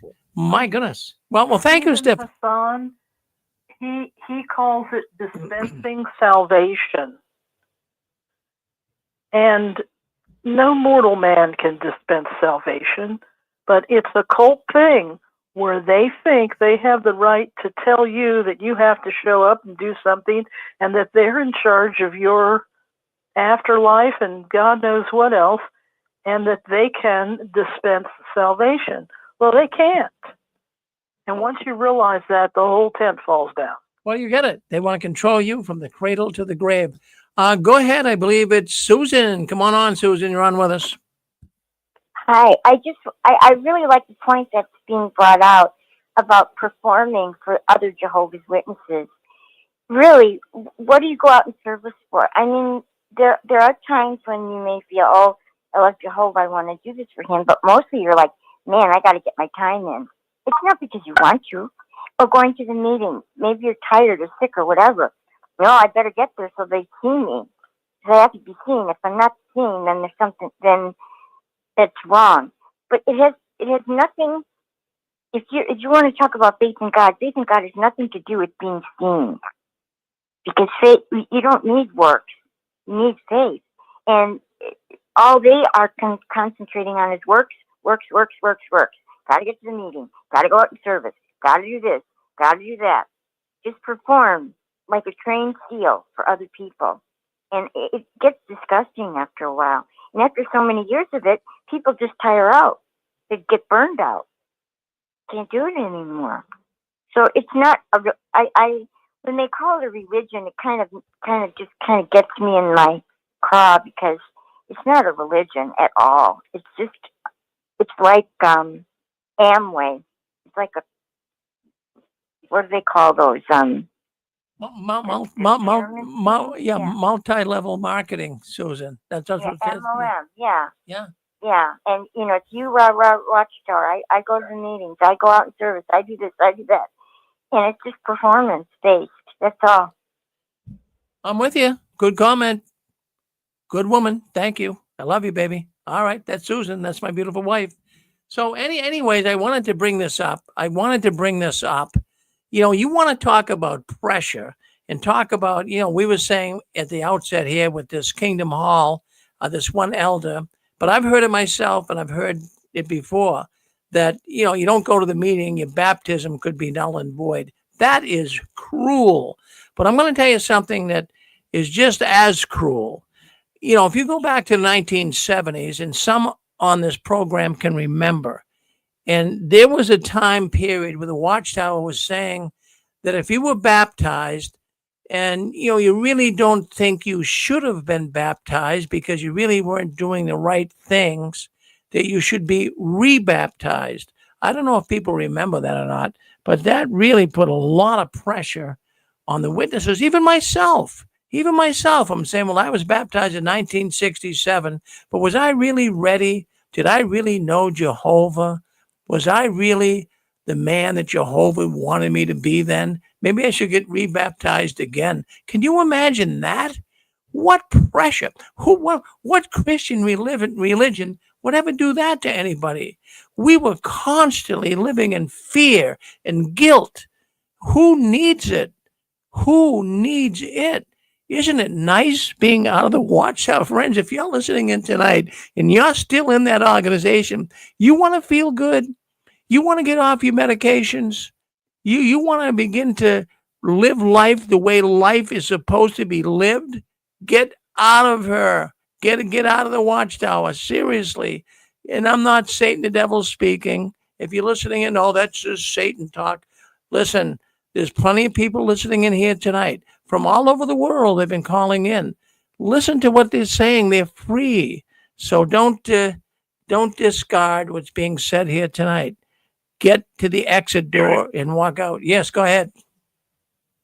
I just wanted to. My name's Keith. I just wanted to add to the conversation. I was thinking about, they make it seem as if, especially to children I was raised in, I was born in, and they make you feel that you have to do all of this stuff. And I was doing the math, and I was thinking like at least 20 hours a week of my life from the time that I was born was spent in these kind of activities, where you're constantly, as you're saying, you're terrified that you're not going to measure up and that you will certainly die.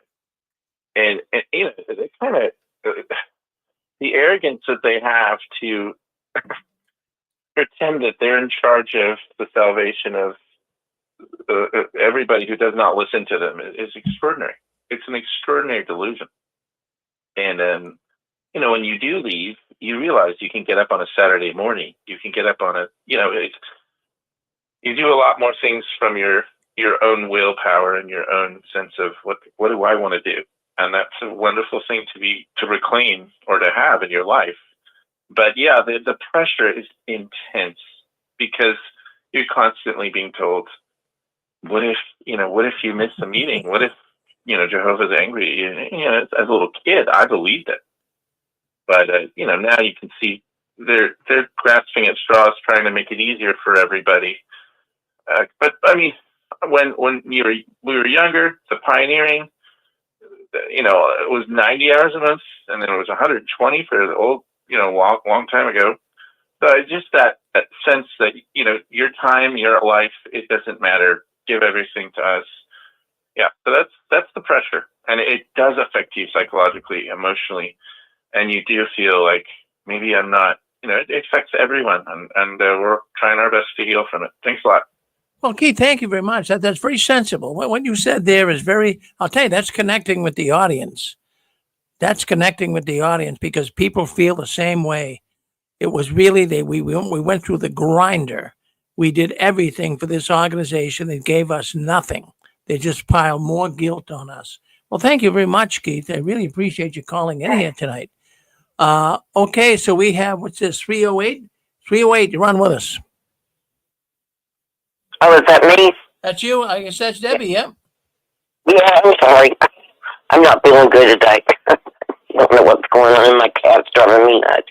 I do remember what you were talking about when I was baptized in '75, and I do remember when they said you should get re-baptized if you felt like you weren't, in the right frame of mind or something.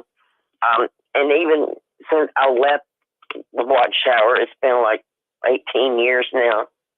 I always wondered if I should get rebaptized, in a church. And I never knew the answer to that, but I know a lot of people who left the Watchtower did get rebaptized. But when I was baptized, I felt like I was baptized. I mean, I was baptized in the name of the Father, the Son, and the Holy Spirit. But, I always felt like my baptism mattered. I did go to a Baptist church here one time, and they told me I had to get baptized to be in their church, and it was very discouraging, and I didn't go back. But also, I was going to say, when I was little, I was about 5 years old when my parents were, training me with the sermon to go out in service, and they said we placed the magazines for a nickel apiece. And I said, but isn't that selling them? No, we don't sell them. We place them. And I'm like, but how is that different from selling them? And they had a hard time trying to convince me that we weren't selling them. And I never thought any different. And when I got older, I was embarrassed to ask for money. I would just give them away if somebody was interested. Even with books, if somebody was interested, that scripture, you receive free and you give free. And also, somebody was talking about, well, maybe I was thinking it, but they always told us, that we needed to help people get out of Babylon the Great. And that thing, the scripture that said, get out of her, my people, if you don't want to share in her faith. Well, then after I left, I was thinking, that's who we need to get out of, is the Watchtower, if we don't want to share in their faith, because we know it's a false religion. And by the way, I'm in Nebraska. It is freezing cold here. They've given us warnings to not even be outside because you'll get frostbite in less than 10 minutes. They've said bring your animals into a warm place, your cattle and things, which I don't know how that's going to happen. Try to keep them warm, keep the water unfrozen. Tonight our wind chill is going to be -20 to -30. And of course we got our water running, the cabinet doors open to try to keep the pipes from freezing. But it's cold, and anyway, if anybody's thinking it's cold at 20 degrees or 30 degrees, think about it being minus that. So it's pretty cold. And we got a north wind. Well, you be careful out there, and stay warm. My goodness, our heart's with you. It's no fun being cold. When you're hot, you don't feel pain. But when it's cold, boy, you feel pain. Well, thank you, Deb. Thank you for coming on. Edmonton, Canada. You're on with us. That's 587. Go ahead, Edmonton. Yeah, this is Thomas. I'm calling from Alberta, Canada, and I'm one of the, I guess you can call me early bird, because you started in 06 with your ministry, to the best of my memory, yes? Yeah, in fact, I did. Yeah, you remember that, yes. I came on in 2008. I wasn't a baptized witness, not even an unbaptized prospect. I was just, from what I've understood of the Jehovah's Witnesses, the lowest rank is unbaptized prospect or unbaptized publisher. So I was below that. I was the study person. I was the Bible study, so no rank at all, no real bleep on the radar. But I was doing that for a few years before I left in 2008, early 2008. It's a long story. I'll probably discuss it another time. But I had it with a lot of the stuff that was going on over there, and I had left, and I told a bunch of them that I'm done. I'm out of here. You know, you're not going to see me again. Here's a letter saying we're done. And so then this was around, I believe, late March, early April, and I was just thumbing through YouTube, and all of a sudden, you know, I'm sitting there going through these videos about ex-witnesses and all this. And next thing you know, I see your videos. That's it. I click on and I hear this, my name is Rick Barron. And the rest was just totally history, because your videos were like, I was just binge watching them. So, and I even went to your website. I remember how it looked. I remember some of the sound effects you used. And I've been following your videos ever since. And, you know, especially when you said you were one of the remnant. And so I was familiar with the witnesses since the 1980s. And I knew some Jehovah's Witnesses around that time when I was in high school. I started studying with them on and off in 1995, 96, kept in contact with them, restudied again from 2006 to late 2008. Then I left, and then I said, okay, I've been in other cults, but again, that's another story. But if you don't mind, like I really respect you, and you know, I got your voice almost down pat. I'd like to do a Rick Barron impersonation, if you don't mind. Oh, sure. Go ahead. Yeah. Okay. All right. Let me see if I got this. Okay. Early bird doing impersonation of Rick Barron. Okay. Here we go. Why, hello, everybody. Welcome to Six Screens in Boston, Massachusetts. And I'm telling you, we have quite the show for you tonight. So what you might want to do is get yourself a pot of coffee, get some popcorn, because this is going to be a really loaded show. And given that being the case, then what I got you, we have a special episode with 17 speakers tonight. And that's all included in tonight's episode of 6 Million Things Wrong with the Watchtower. Stick around. It's going to be an explosive night. How's that, Rick? Well, I'll tell you what, you got me laughing here. You really do. Oh, that's funny. You could work on that Boston accent. You got to put that Kennedy sound, you know, like park your car in Harvard Yard, you know. I think you did just fine, Rick. Yeah, he did just fine. Is that Atlantic English? Is that Atlantic English? Actually, what it is I'll tell you what. I'm not gonna, say for sure, but I live here in Boston. It's New England, and this is where the Pilgrims came, and this is where really America started. This is where the Revolutionary War started. But some have said that the Bostonian accent is the original American English. Now, I don't know if that's true or not, but I had people tell me that. So what you're listening here tonight, this is the original American English. Yes, that's what they say. Well, Rick, yeah, that actually it's interesting because that accent is from what I've observed, it's in a lot of the old 1940s, 50s, and 60s television shows, including Gilligan's Island and Star Trek, where the R's are more kind of jagged rather than curved. Yeah. And it wasn't until the 70s they started doing away with it. But before that, it was a lot of that. Instead of saying the word form with a curved R, it's like form, like that. Yeah. So I always thought it was cool. I thought it was cool. I just thought, but like I said, I'm one of the early birds to your ministry. You started in 06. I came around in 2008, checked out your website. That's when Inez was still around. And like I said, I've been watching you ever since.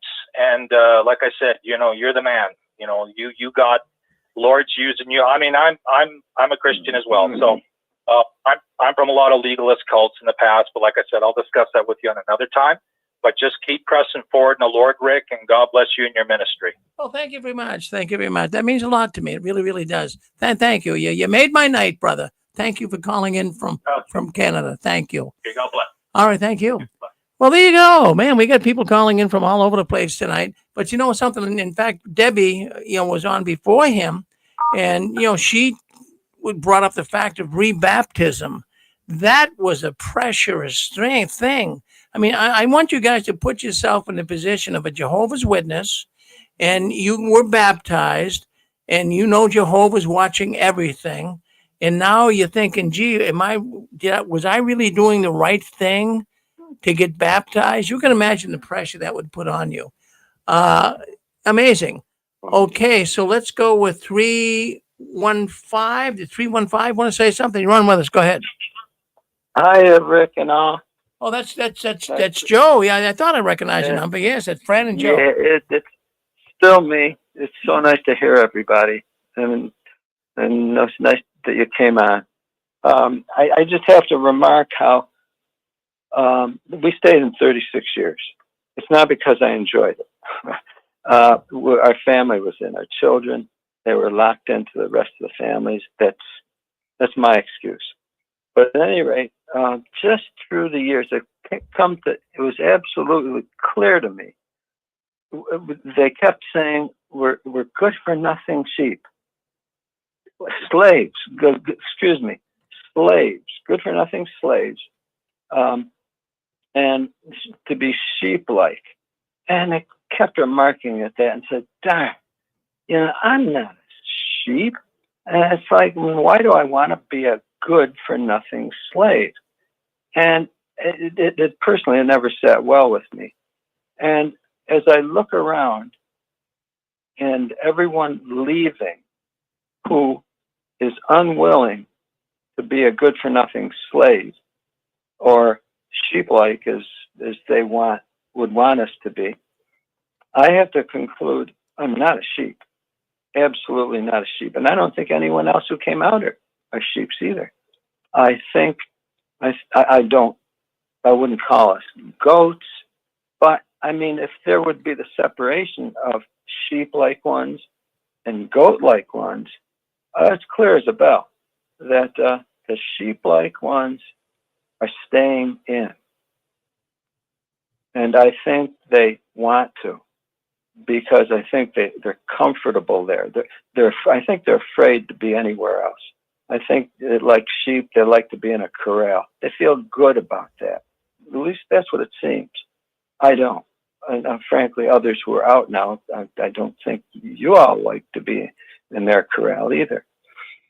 And I'm so thankful that it's a separation that's been taking place. And as far as I'm concerned, it's the real separation of the sheep-like ones from goat-like ones, or free-thinking, self-determinant human beings.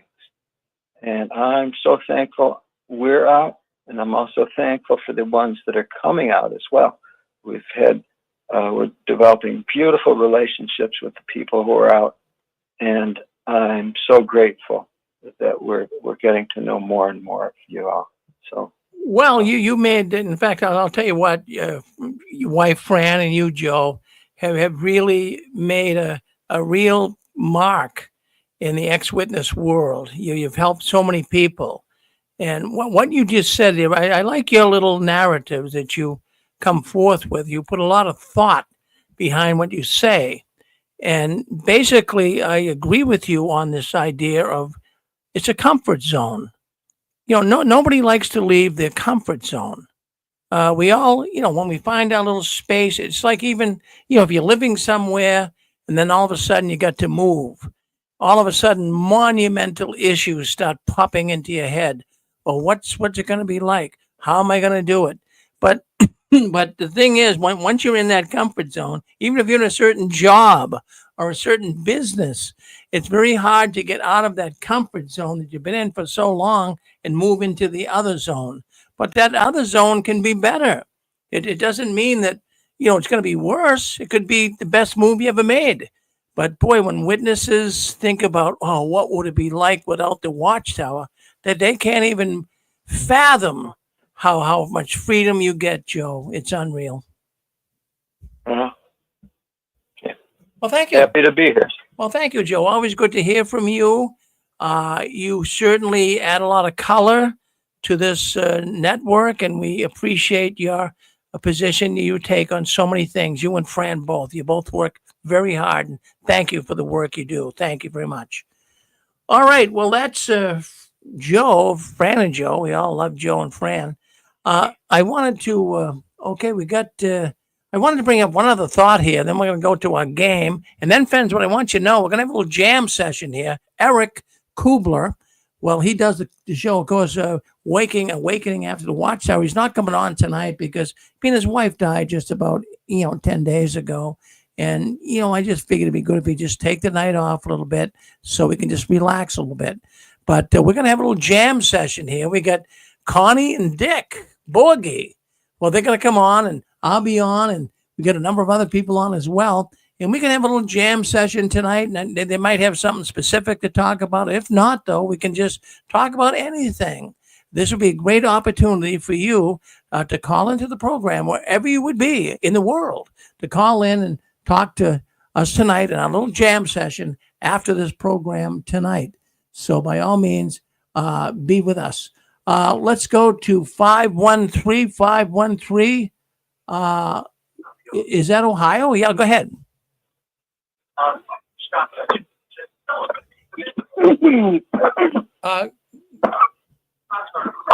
Hi, my name is Aaron. How are you? Oh, Aaron, I'm doing good. Who's this? My name is Aaron. How are you? You doing good, Rick? I'm doing good, Aaron. Yeah, I mean, I know I asked you. You already said your name, but so tell me what's going on, Aaron. Well, I was raised a Jehovah's Witness, but I never got baptized, and to this day,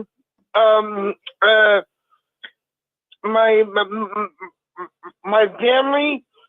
I'm actually from Southern California, so my family, they none of them talk to me,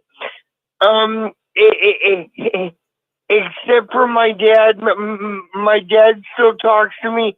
My dad has been a baptized Jehovah's Witness now since July of 1974. So he's been baptized and is still a Jehovah's Witness for over 45 years. And I've asked him because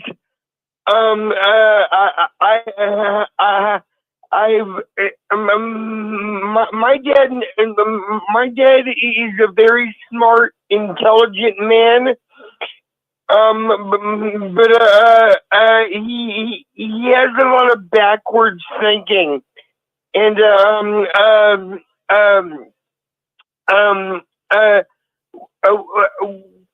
whatever he believes, it's always fed to him by the organization, fed him what to believe, and everything like that, and he because of that, he's been a very simple man, but he's also been a loving father, and yeah, I do still communicate with him, but the rest of my family wants nothing at all to do with me, and I can relate, because in a way I want nothing to do with them either. So in the long run, everything works out. But yeah, I was raised a Jehovah's Witness, and I never believed it.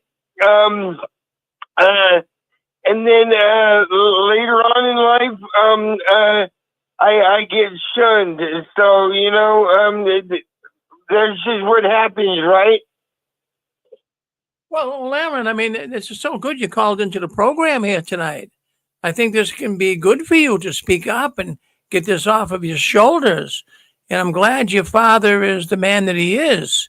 And it's a shame your other relatives and friends won't speak to you. So that can be very problematic. So how long have you been out of the Watchtower?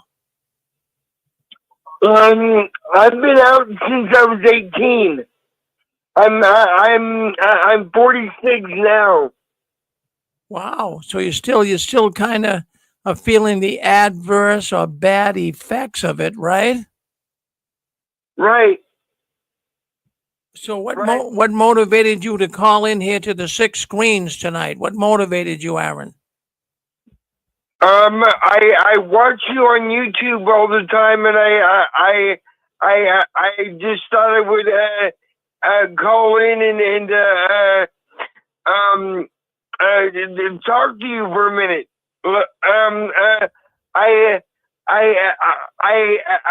I know that there's a lot of changes going on within the org, and I've been I watch your channel all the time. I really admire you for doing what you do, for your activism, and I appreciate your work. Well, thank you very much, Aaron. And I have to tell you, really, that means a lot to me. That really means a lot to me. And I'm so glad that you can connect with others here. We have a good team here. We have people that call in. You probably listen in, and people call in from all over the world. And it's just not me that's got some bone to pick with the Watchtower. All these people calling in, they all can't be wrong. They all have a story to tell. Even you, Aaron. Yeah. So, boy, I'll tell you what. You really helped me today. You really made me feel good by calling in, Aaron. Now, I don't want you to be a stranger. All right, you come back and see us. Okay. Alrighty then. All right. I'll talk to you later, Rick. Have a good day. Okay. Well, I will. Thank you, Aaron. I really enjoy you coming in here. That helped me really put things together here. You're a good man, and we love you. Thank you, Aaron. All right. Have a good day, Rick. Thank you. Well, there you go. People call in from all over. Hey, we're going to get to the duck game, but I wanted to bring something up. I wanted to bring something up. It really rocked my cage, rattled my cage, whatever you want to say. It has to do with Pennsylvania. Once again, we know what's going on down in Pennsylvania. We have so many pedophiles in the state of Pennsylvania. What is going on? But, this could just be the tip of the iceberg. But I'm going back here. I'm looking at a story out of Pennsylvania, January 14th, 2025. Well, let's see. Today is the 18th. So 4 days ago, and in this, I'm reading it right from the newspaper here. This really is a terrible story. Really, I mean, you want to talk about pedophiles, you want to talk about child molesters. This guy, he really is going to be up there with the top 10. That this guy's sick. So we have an alleged victim. Well, she testifies that she was raped by a Jehovah's Witness member. Now, I don't get into all of this on Saturday night. There's always some witness being raped or abused, sexually abused or whatever. But this one I had to really focus on because it caught my attention and actually made me very, very sad. It really, really did. We have a 36-year-old autistic woman. Yeah, a 36-year-old autistic woman. And she testified January 13th, a few days back, right, that she was raped many times when she was a young girl by Sean P. Schaffer. I believe I'm pronouncing that right. Schaffer or Schaffer, I'm not sure, but Schaffer, Brother Schaffer, who was one of 14 Jehovah's Witness members charged in 2023 with sexually assaulting minors by the state attorney general's office. Well, we talked about Pennsylvania before, but they are finding pedophiles all over the key state.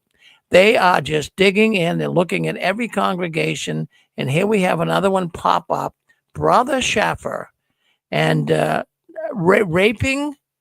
Listen to this. I'm not going to get into the graphics here, but I'm going to tell you a little bit about it.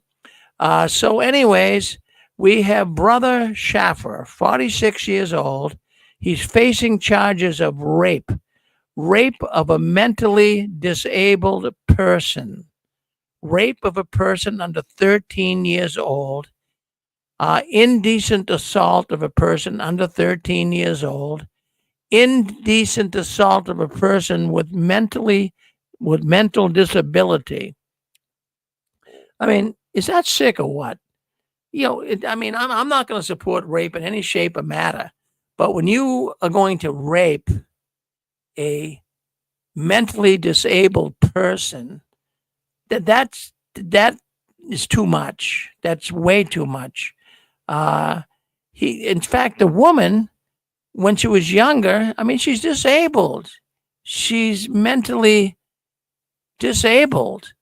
And she said that she was raped 30 to 50 times, beginning when she was only 4 years old, ending when she was 12.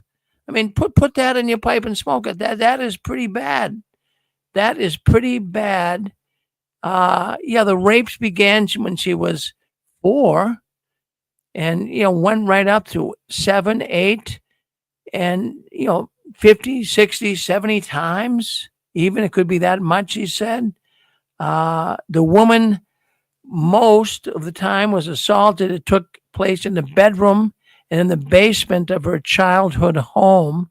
I mean, I'm thinking here, how can a witness, the mother was not supportive at all. She didn't really even, I guess, believe the young girl. But here we have this taking place in her own home, in the basement of her own home, and also up in the bedroom of her house, and also at the swimming pool at the house. So how is it that the mother, I mean, a mother's awake and alive out there? I mean, maybe they're not paying attention. But how can this young girl, autistic, mentally disabled person be raped? This got my attention. I don't go into all these rape stories every Saturday night, but it's just absolutely unbelievable. She said she didn't know about sex. She never seen a naked man. She didn't understand what was happening to her. What a sad situation. The young girl. It's one thing to rape a girl. It's one thing to rape a mentally disabled girl. Well, she was afraid for many years to come forward and tell. But finally, she told her mother and she told her brothers, and the mother didn't believe her. I mean, do we hear this story over and over again? We hear it a lot in the Watchtower. It's just absolutely unbelievable.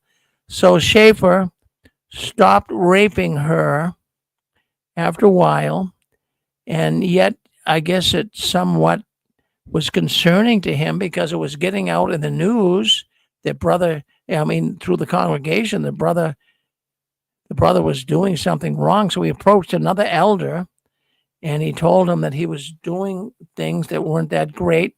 He wanted it out before, it all hit the news. So just a sad story, I wanted to bring it to you tonight, but that's what's going on behind the curtains of the Watchtower. It's all coming out. Yes. I've been kind of keeping count of how many have been coming out of Pennsylvania, and this one's new to me. The last, and again, I could be wrong, but the last that I had kept count on was at 15, so this would make 16. Or maybe there's been more that I don't know about.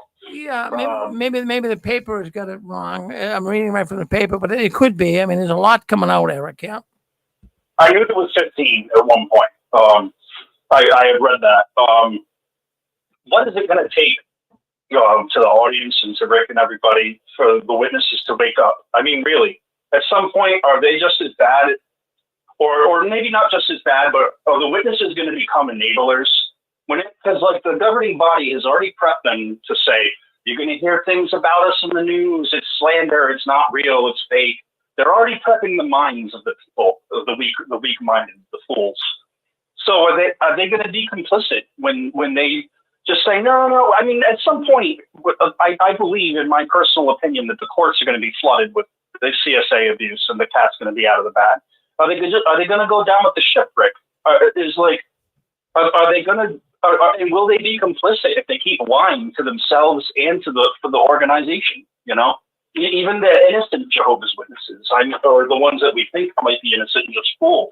I mean, at some point, enough is enough, everyone, right? What's more important, your faith that is built on sand, or children's lives, and the lives of the adults that get this fellowship that kill themselves from loneliness and from isolation? When is enough for my family and Joe and Fran's family and your family and everybody's families to wake up and say, hey, there's a problem. The Catholics did it. Why can't, they said, oh man, our priests are touching kids. But for some reason, the witnesses that have that full-blown mind control, and I guess they can't see it. But that's my little rant, Rick. Thank you. Well, no, I like that little rant, because that little rant is sensible to me. This is really what, I stay awake at night. This keeps me awake. How is it that an organization can have so much control over their people that they could even overlook a story like this? The witnesses are reading this. And, in fact, it makes me really upset, but one comment that I read concerning this man who's raping a mentally disabled person when she started 4 years old. And it had to be a witness that wrote the comment in the newspaper, evidently. She says that, well, there's pedophiles in every organization. That's unacceptable. That's unacceptable. Jehovah's Witnesses are supposed to be God's people. They're supposed to be pristine. They're supposed to be the best of the best. This is not supposed to happen in Jehovah's Witness organization, but it's happening so much. In fact, even more than any other organizations. It's unbelievable. Rick, yeah. If I can make one more point that you touched on as far as making excuses. They're making excuses on Quora too when I post questions like about the 2-witness rule. I'm getting a lot of Jehovah's Witnesses on Quora telling me that they have to have the 2-witness rule because we all know that kids are kids, and when they don't get their way, they just make things up to get their way. How disgusting. This is why I say they're complicit. Like, if you're going to go that far, let's face it, children are probably some of the most, not all of them, but most of them are at their purest stage for the most part. Every child is an empath and feels energy, and I highly doubt that kids would make that up. It's probably 1 out of a million chances. And you always want to believe a child over some creepy ass adult. But anyways, thank you, Rick. Well, thank you very much, Eric, for dialing in. I appreciate it. Friends, I have to tell you that the more I go over this stuff, the more I stay awake at night. It really does. I wonder about it. I mean, this is the only thing I can say is they have got to be using some technique, some form of mind control. I mean, I don't want to sound like Fritz Springmeier here, but something's going on here. You just can't be oblivious to this. This stuff cannot just fly over your head without really saying, hey, geez, I got to look into this. But for witnesses just to, even at the outset of our program tonight, I talked about the witnesses and the hearing about peace and security. Oh, Armageddon's coming. How many times have they said that before? Are these witnesses going to wake up? And then you read a story like this. It's in a national newspaper, and you hear about a Jehovah's Witness man raping a 4-year-old autistic girl.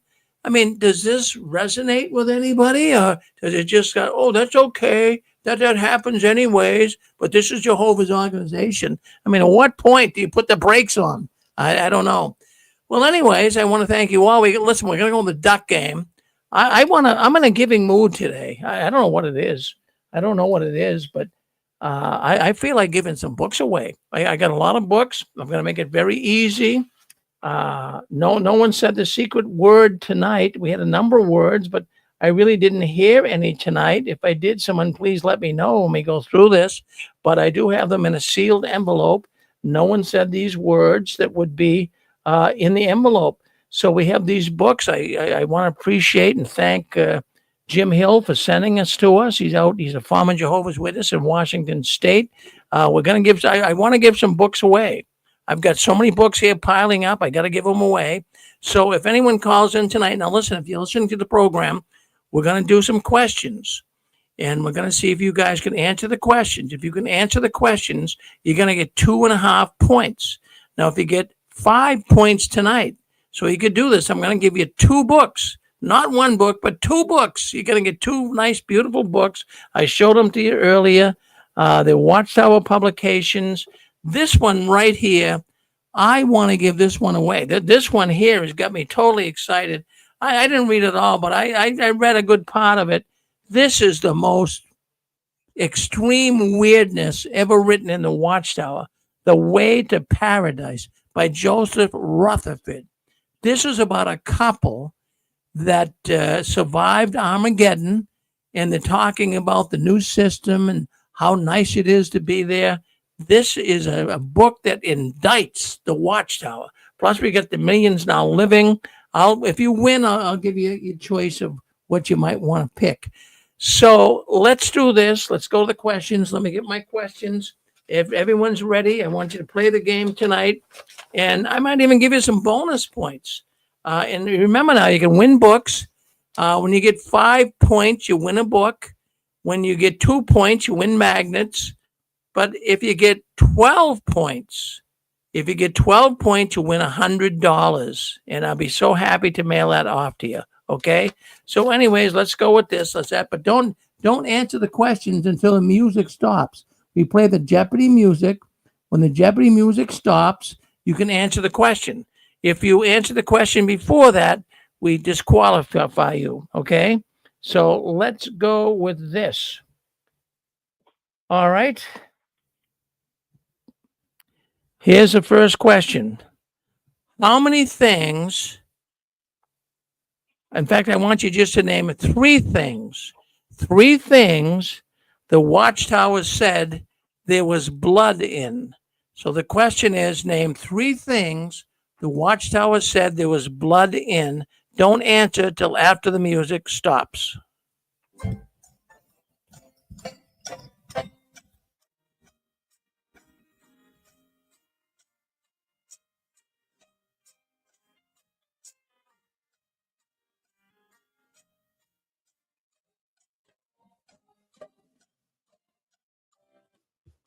Okay, 3 things.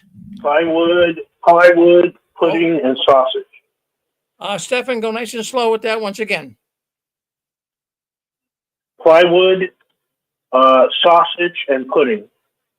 All right, but you got to be a little more specific on the sausage. What kind of sausage?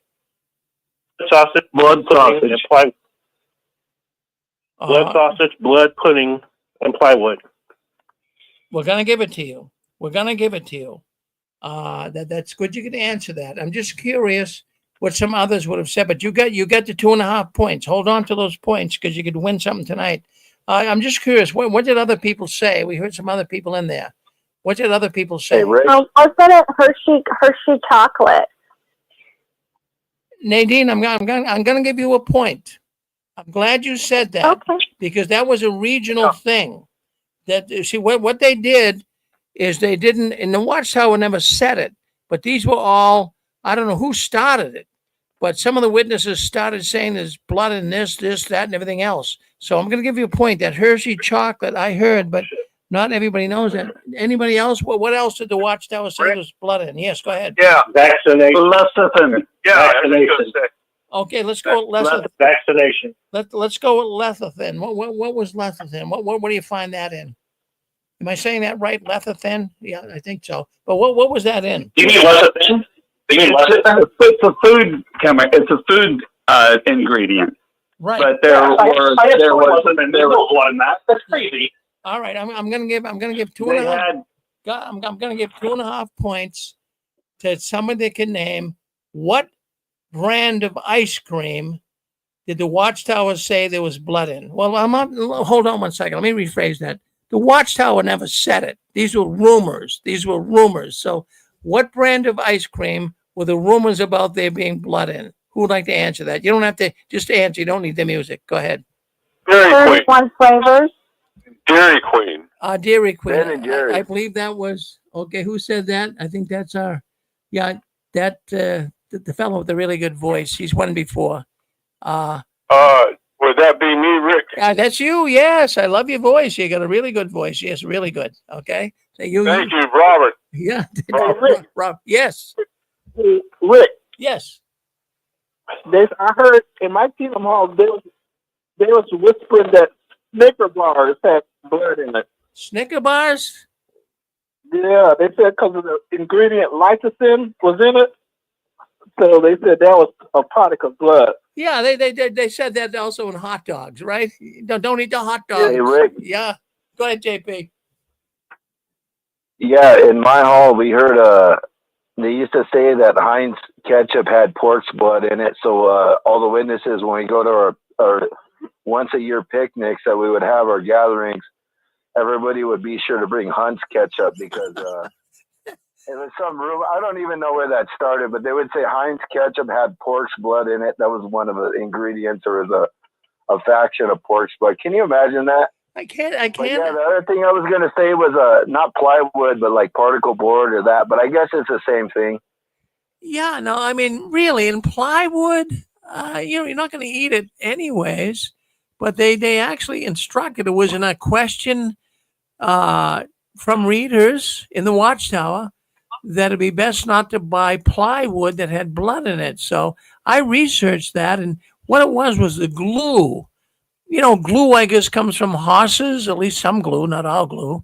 I'm sure today it's made synthetically, but back then they had to make glue from, I think, horses' hoofs or something. But they were saying there was blood in the plywood. It would be best not to buy it. But can you imagine yourself going to like a lumber store and saying to the clerk, I want to buy plywood, but I want to make sure there's no blood in it. I mean, how stupid. Jeez. That's really crazy, Rick, because like the biblical thing that Watchtower always uses is like in the Levitical and laws, it's a form of food, and same with it in Acts, like what Paul was talking about, or Luke actually when he was writing that. The interpretation of that was it was actually a dietary thing, not from plywood. So like, back then, they weren't building their huts and that, or their tents, they're all the tent has a little bit of goat blood in it, the stakes or, the material we're using has a little bit of goat blood. You can't use it. So it's just crazy. But yeah, that was all like both in the Levitical law and Acts. It just has to do with the dietary stuff, and whether a Jew or, in the Levitical law, or a Christian, both Gentile and Jewish Christians could eat, or partake, in the blood sacrifice. So yeah, that's what you get when you, when you associate yourself with a Pharisaic doomsday cult. You get all kinds of bizarre stuff like that. Oh yeah. Well, JP, you're absolutely right. And I can remember as a young kid, probably only 10, 12 years old. And of course, even growing up as one of Jehovah's Witnesses, I really took this blood thing seriously. And I can remember going shopping with my mother, in a supermarket, and she's picking out meat. And I'd say, Ma, she's buying some steak. And I'd say, Ma, that's red, that's bloody. She said, that's not blood. I'd say, well, it looks like blood coming out of the meat. And she said, no, that's meat juice. So, all my life I grew up with this, but whenever I would eat, even to this day, it still plays on me. If I get a piece of meat, I wipe it off. I mean, is that Watchtower thinking? Or even an egg. If I get an egg and I get a bloody spot, man, I throw the egg. I get rid of the egg. I can't take it. I mean, so I mean, I don't know if that's just me or what, but I think that's residual stinking thinking left over from the Watchtower. Nutty stuff. All right. Let's go to the second question. All right. Second question is, now we got Robert. He's got 3 points. He got 2.5 points. You get If you get 2.5 more in this one, Robert, you're going to get 2 books. But anyone can go with this, but don't answer until the music stops. I want you to name 5 books. Now, you have to name them precisely. They have to be named precisely. I want you to name 5 books the Watchtower organization published.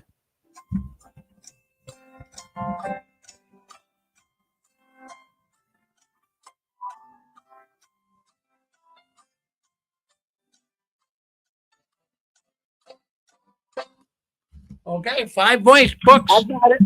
Okay, let's go. Let's You go. can live forever. Hold, no, don't name them. No, hold on. Yeah. No, hold.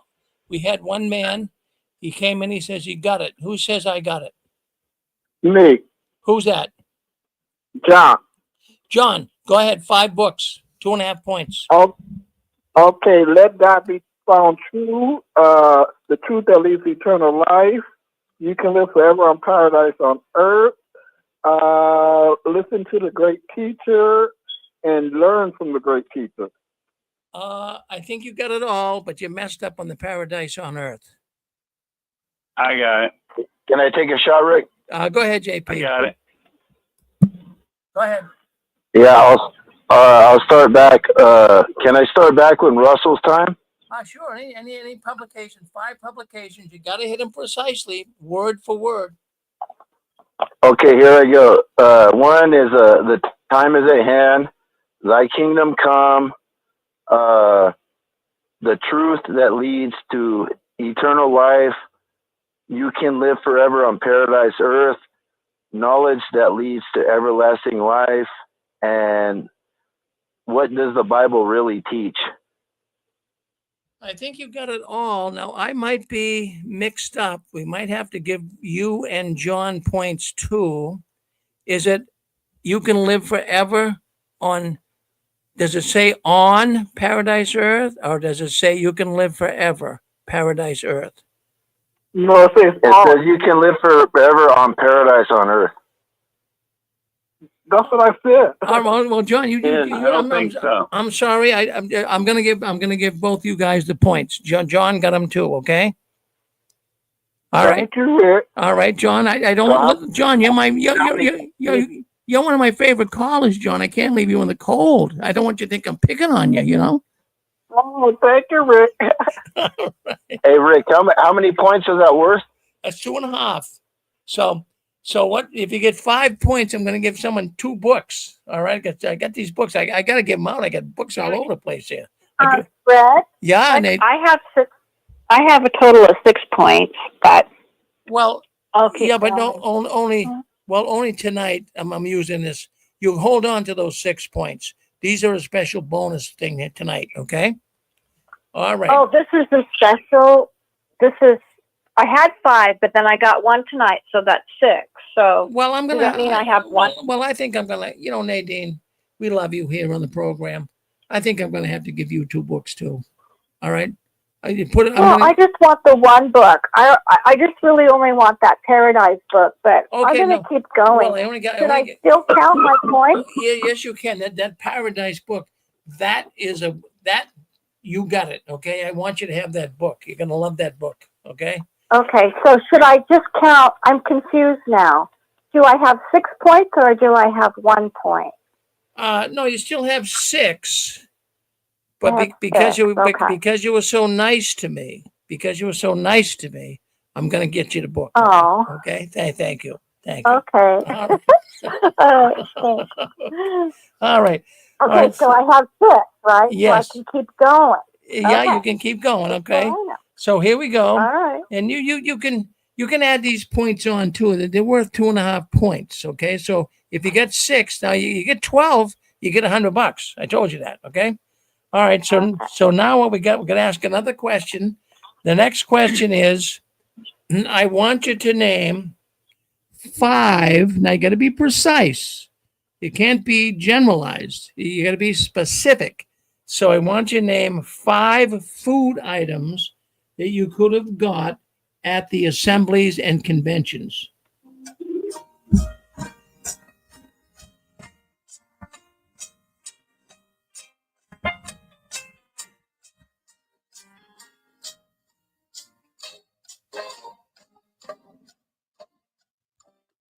Okay. I got it.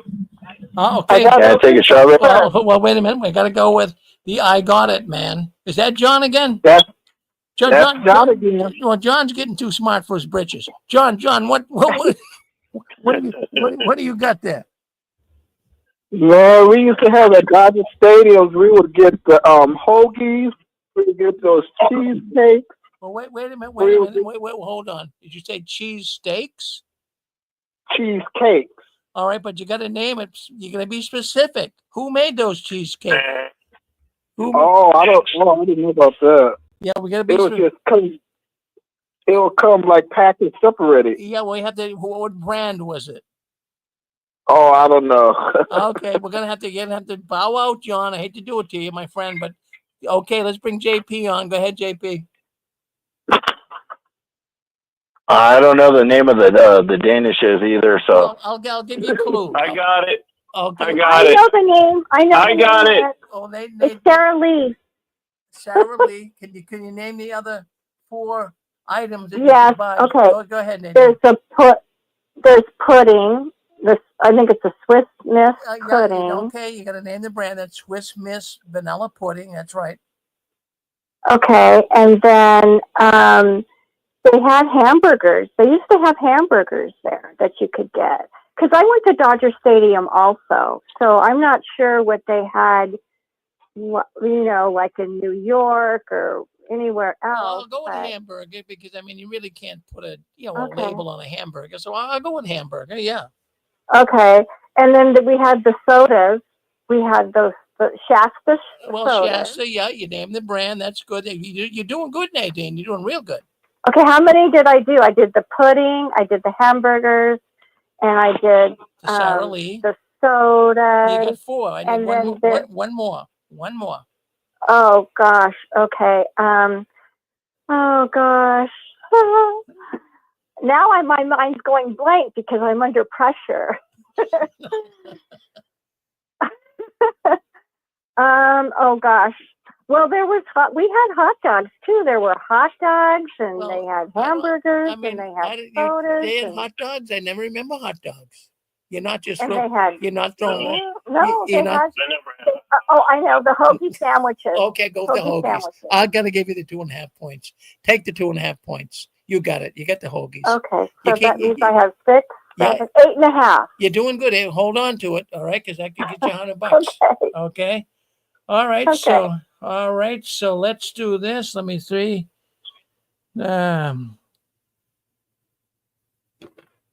Well, let's see. What was that? 3 different.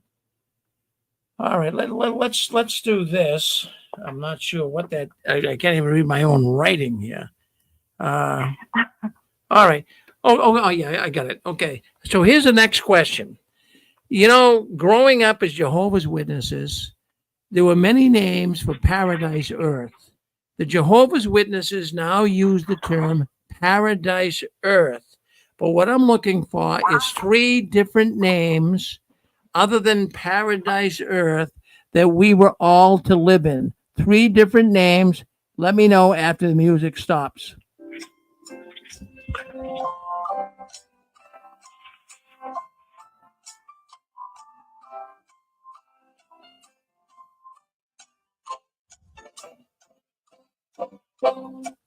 Okay, give me 3. I got it ready. Oh, hold on.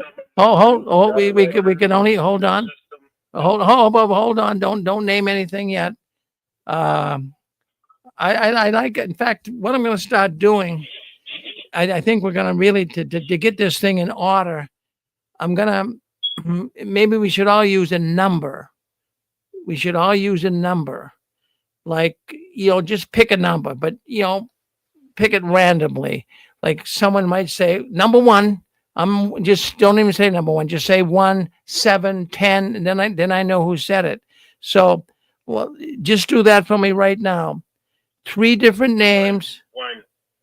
Okay, I'm gonna go with 1. 7 here. Okay, let's go 607. Let's go with 1. Go ahead with 1. 3 different names for Paradise Earth. So, 3 different names. I'm gonna go with New Order, New System, New World. You got it. Those are the 3 I got. Good. You got it, Stefan. All right. So give yourself 2.5 points. All right. So I Okay, so hang on to those points. You're on the honor system. Hang on to the points, and then we'll be able to use them as we go downstream. But that's going to be it for tonight. We've got a great program coming up next. It has to do with Jehovah's Witnesses. Those that have left, we're going to have a little jam session here. We got Dick and Constance Borgie coming on.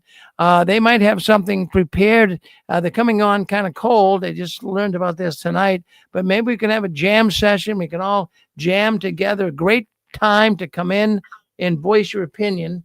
So I want to thank everyone for coming into the Six Screens JW World News tonight.